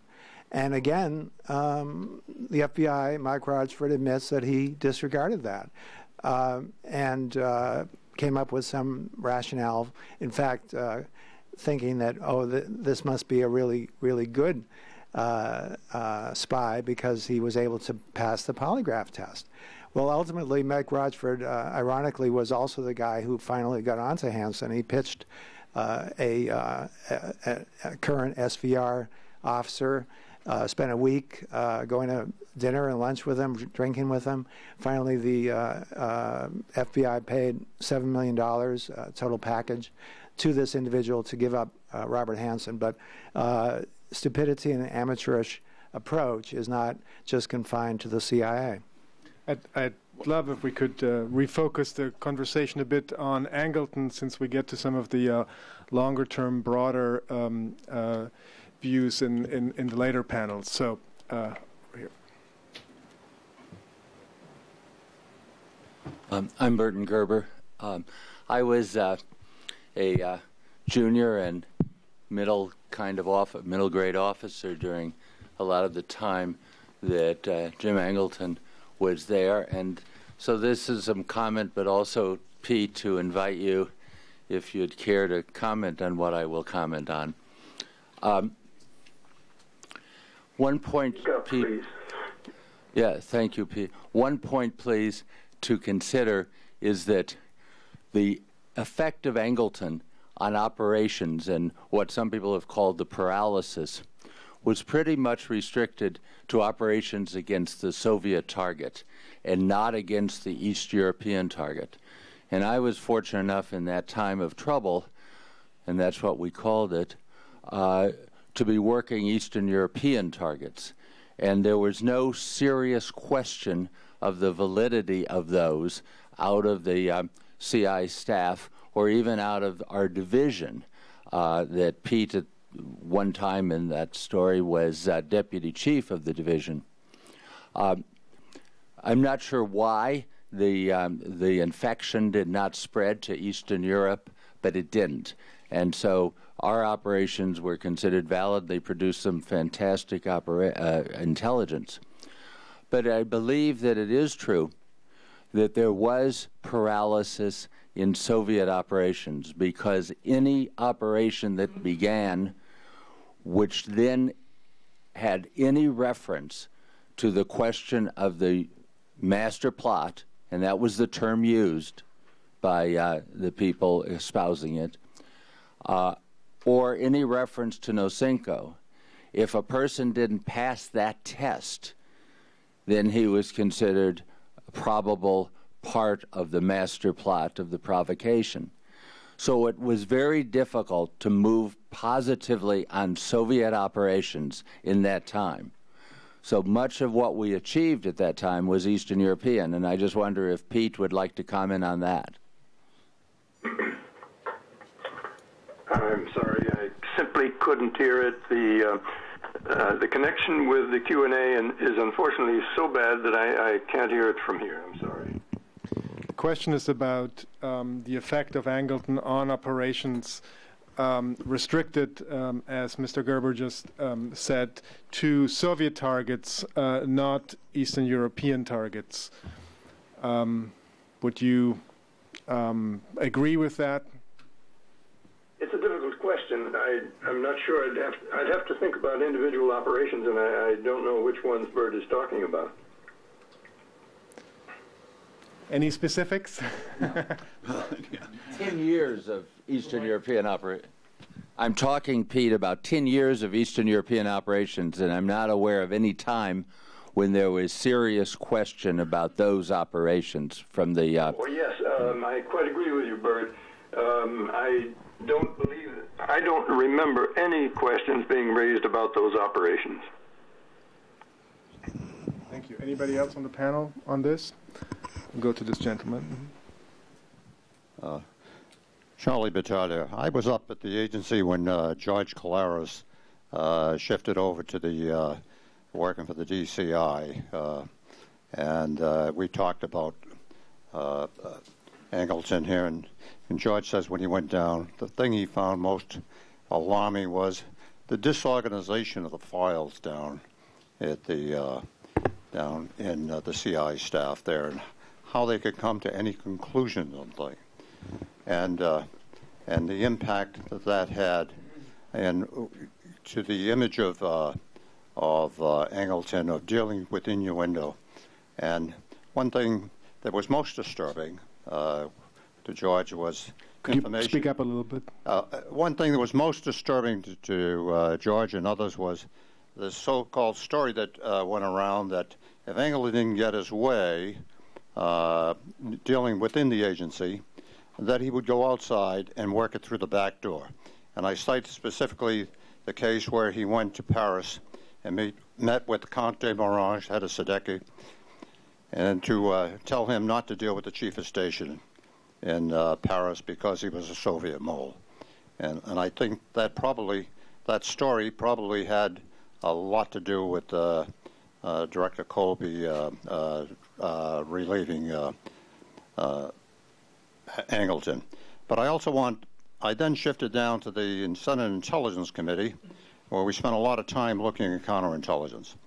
We did believe that following the departure of Angleton, that counterintelligence didn't seem to be as effective up there at the agency. And one particular case we could cite, of course, was Alder James.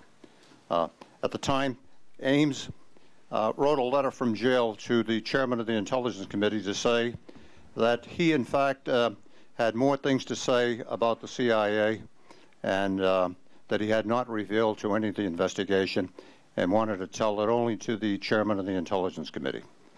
Well, I told the chairman then, who was then our inspector, that it would be crazy for him to go up to the jail and to do it, that I will go up.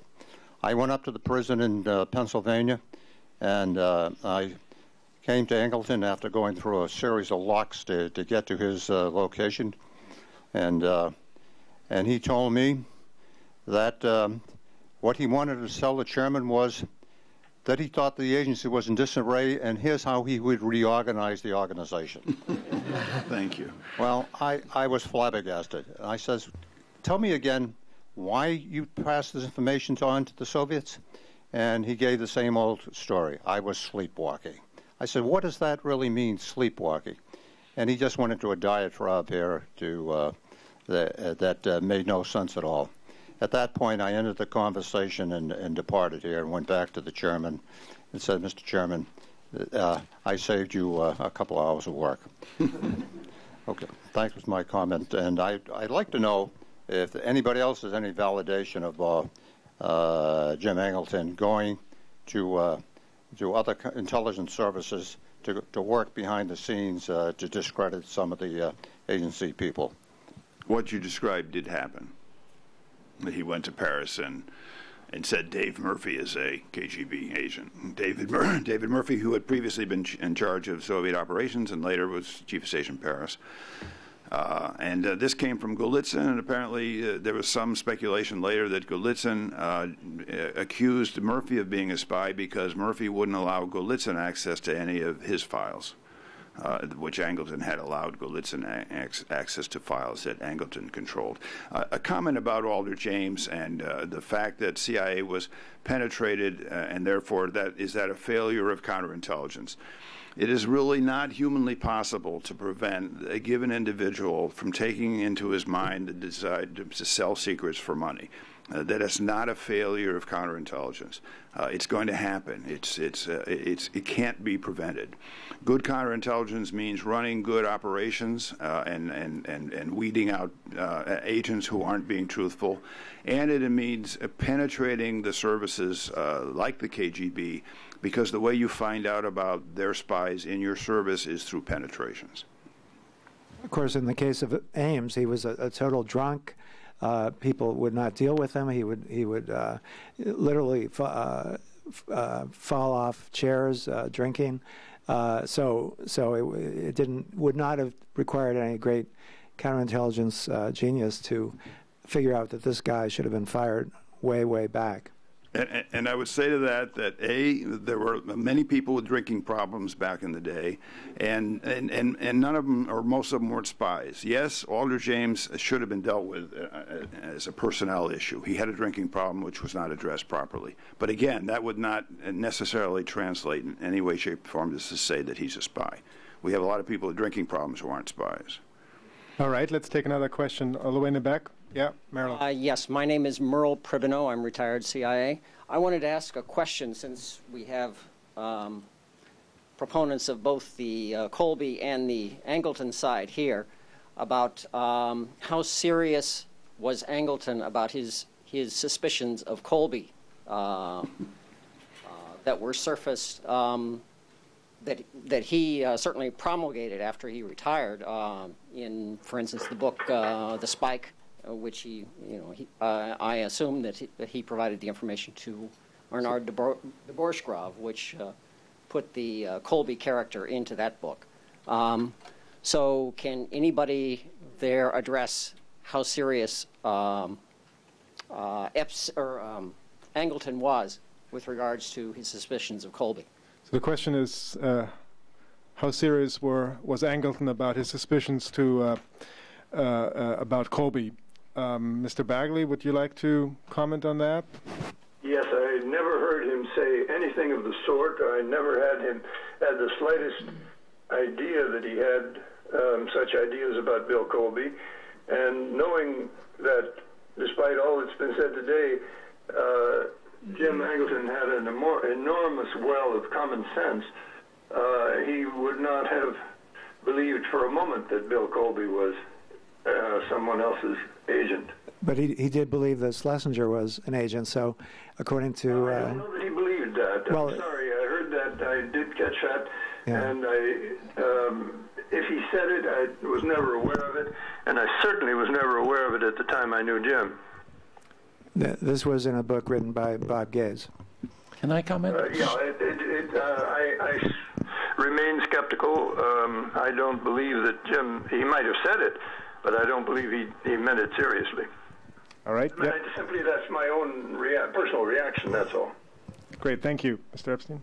Well, I don't think that Angleton ever suspected Schlesinger. In fact, he convinced Schlesinger when he went into his office to see him that this idea of a deception was possible. On the question of Colby, it wasn't Angleton, it was, I don't know, it was his chief of operations, Scotty Myler, who in analyzing some reports from Vietnam wondered, and didn't wonder, but asked why Colby had not, he had met with a known Russian agent, which was, by the way, his job. I mean, that was his job to be to meet. That's what CIA people do, is they meet with diplomats on the other side. Nothing wrong with that. But he hadn't filed a report, which is sort of a piece of bureaucracy which is used to check that when a CIA officer under diplomatic cover meets a Russian officer under diplomatic cover, there's a report, and they couldn't find a report. I don't think anyone ever took that seriously, but I mean, it was told to me by Scotty Myler. Yeah, I've heard that. It's kind of the usual canard. It certainly wasn't comparable to Angleton dining, having lunches, 2.5-hour lunches with Philby repeatedly and never coming back and debriefing. It seems odd, and I would say I'd like to hear what Mr. Royden says, because Philby was a liaison with Angleton. You didn't have to file a report. No, quite the opposite. No, quite the agent. contrary. That's you ridiculous. should come back and file some sort of a memo for the record on your conversations with Lee. I would like to make a point because I actually presented a paper on that dealt with this particular case down at Texas Tech University a few years ago. The individual in question was not a Russian diplomat or anything. He was a French doctor who was under investigation as a That's GRU right. agent. I had it wrong. You're correct. In which case, Colby, at that time working for the Phoenix program. Speak up, please, Mary. Okay, well, Colby, at that time working for the Phoenix program, would not have known. He would not have been involved in that. He would not have been in. He would not have had access to that very sensitive information that this guy was GRU. So there would have been no requirement for him to file a report, which is the reason I'm asking the question about why there was apparently such great suspicion, because someone provided that information, which is about Angleton's suspicions of Colby. It's been in several of the books, and again, the initial one was the Arnaud de Brochegrave novel, which featured very prominently a Colby character who was secretly working for the KGB. Well, obviously, Angleton suspected almost everyone except for Philby. Philby later said that, and these, by the way, were very hard drinking lunches that Angleton and Philby would have. Philby later said that he did learn valuable intelligence from Angleton. He was not specific. There was no indication that there was a specific compromise, but you can imagine what it would mean for someone from the other side to spend all this time drinking with Angleton. He had to pick up something as a result. Yeah, Barry Royden, did you have comment? Did you have a reaction on this? No. Okay, very good. John, up front. Wait for the.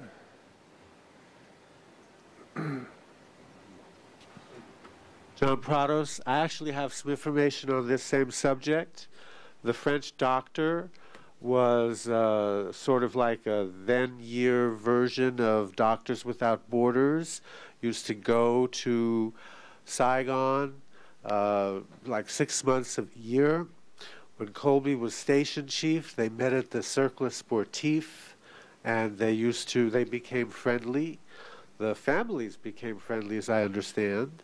The doctor was never known to be a Soviet source. He was recruited apparently by GRU much later, and he was discovered by French security. And it was at that point that Scotty Myler might have had a question about whether Colby had filed reports as required with Soviet contacts. But what is puzzling about this whole situation, I mean, Colby, as I understand it, sat for interviews with CIA counterintelligence on the fact that he had not filed these reports. Anyway, what is puzzling about the episode is the degree of investigation based on the very thin circumstance that the doctor in Saigon in 1960-61 was already a French agent, which was never established by anyone. Thank you. Thank you. We'll just take for that comment and that additional information. A question on the right over here. I'm David Robarge, the chief historian of the CIA. One subject that hasn't come up at all this morning yet is Angleton's control of the Israeli account as a counterintelligence asset. This was obviously an administrative anomaly at the agency, but from Angleton's standpoint, it was crucial for information about Soviet actions and counterintelligence leads. I'd be interested in comments from the panel about that aspect of Angleton's importance. Thank you. That was very important. Angleton was able, because of that, to obtain a speech that Khrushchev gave, which was very critical. I forgot what, I think it had to do with China. What was it? Secret speech. A secret speech. The Israelis had obtained this, and because of Angleton's liaison with the Israelis, he was able to provide that. And as far as I know, that's the only useful thing that he ever did for the CIA. Mr. Bagley, anything on the Israeli account? Still with us? Are you still with us, Mr. Bagley? I'm sorry, I couldn't hear the question. Yes. Sorry. I'm having a great deal of trouble hearing almost any of the Q&A discussion. I appreciate it, and I'm sorry for that problem. The question was about the significance of the Israeli account. Oh, I'm sorry. I had no direct connection with that, and anything I would say would be second-hand or third-hand, and I'm sorry, I simply don't know this about Jim Angleton. Thank you. Again, Jim was the liaison with all the intelligence services before he became the chief of counterintelligence staff. Israel was one of them. At the Mossad, he had a very close relation with Teddy Kollek, who then became the mayor of Jerusalem. And when he gave up his liaison position, they didn't quite, I mean, this is the story he tells me, I don't know. They didn't know quite what to do with who to assign the Israeli liaison to. It should have been assigned to the Middle East Division, but they felt that the Israelis felt that the Middle East Division had a large share of Arabists in it, so Angleton retained it. Thank you. Anybody else like to comment on this? Okay. Any other questions? We're quickly running out of time for this session, but yeah. If you could please wait for the microphone.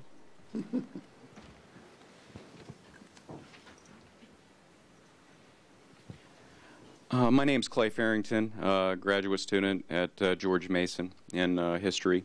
And this has to do directly with Nosenko. This may be a little bit down in the weeds, but I'll go ahead and ask. From what I understand and from Pete Begley's book, Yuri Nosenko left behind 2 daughters, possibly a wife or an ex-wife in the Soviet Union. Now, over time, has anyone looked into how his family, the family that from what I understand, he was never reunited with, if he was really telling the truth and really did have a family in the Soviet Union, was that family treated more or less the same as other defectors who came over at around the same time? And if that's been looked into, is this indicative of whether or not he was, the real thing? I know former DCI Colby cleared him by letter in 1978, but needless to say, the questions persist. Thank you. A question about the fate of the... I don't know. Could you wait for me to call on you? Yeah. Question about the Nosenko family. Mr. Bagley, would you like to... Yes, I would say that anything that was done, any connections or any checks on the family of Nosenko in the Soviet Union was done after my time, and we had no means of doing it while I was still there.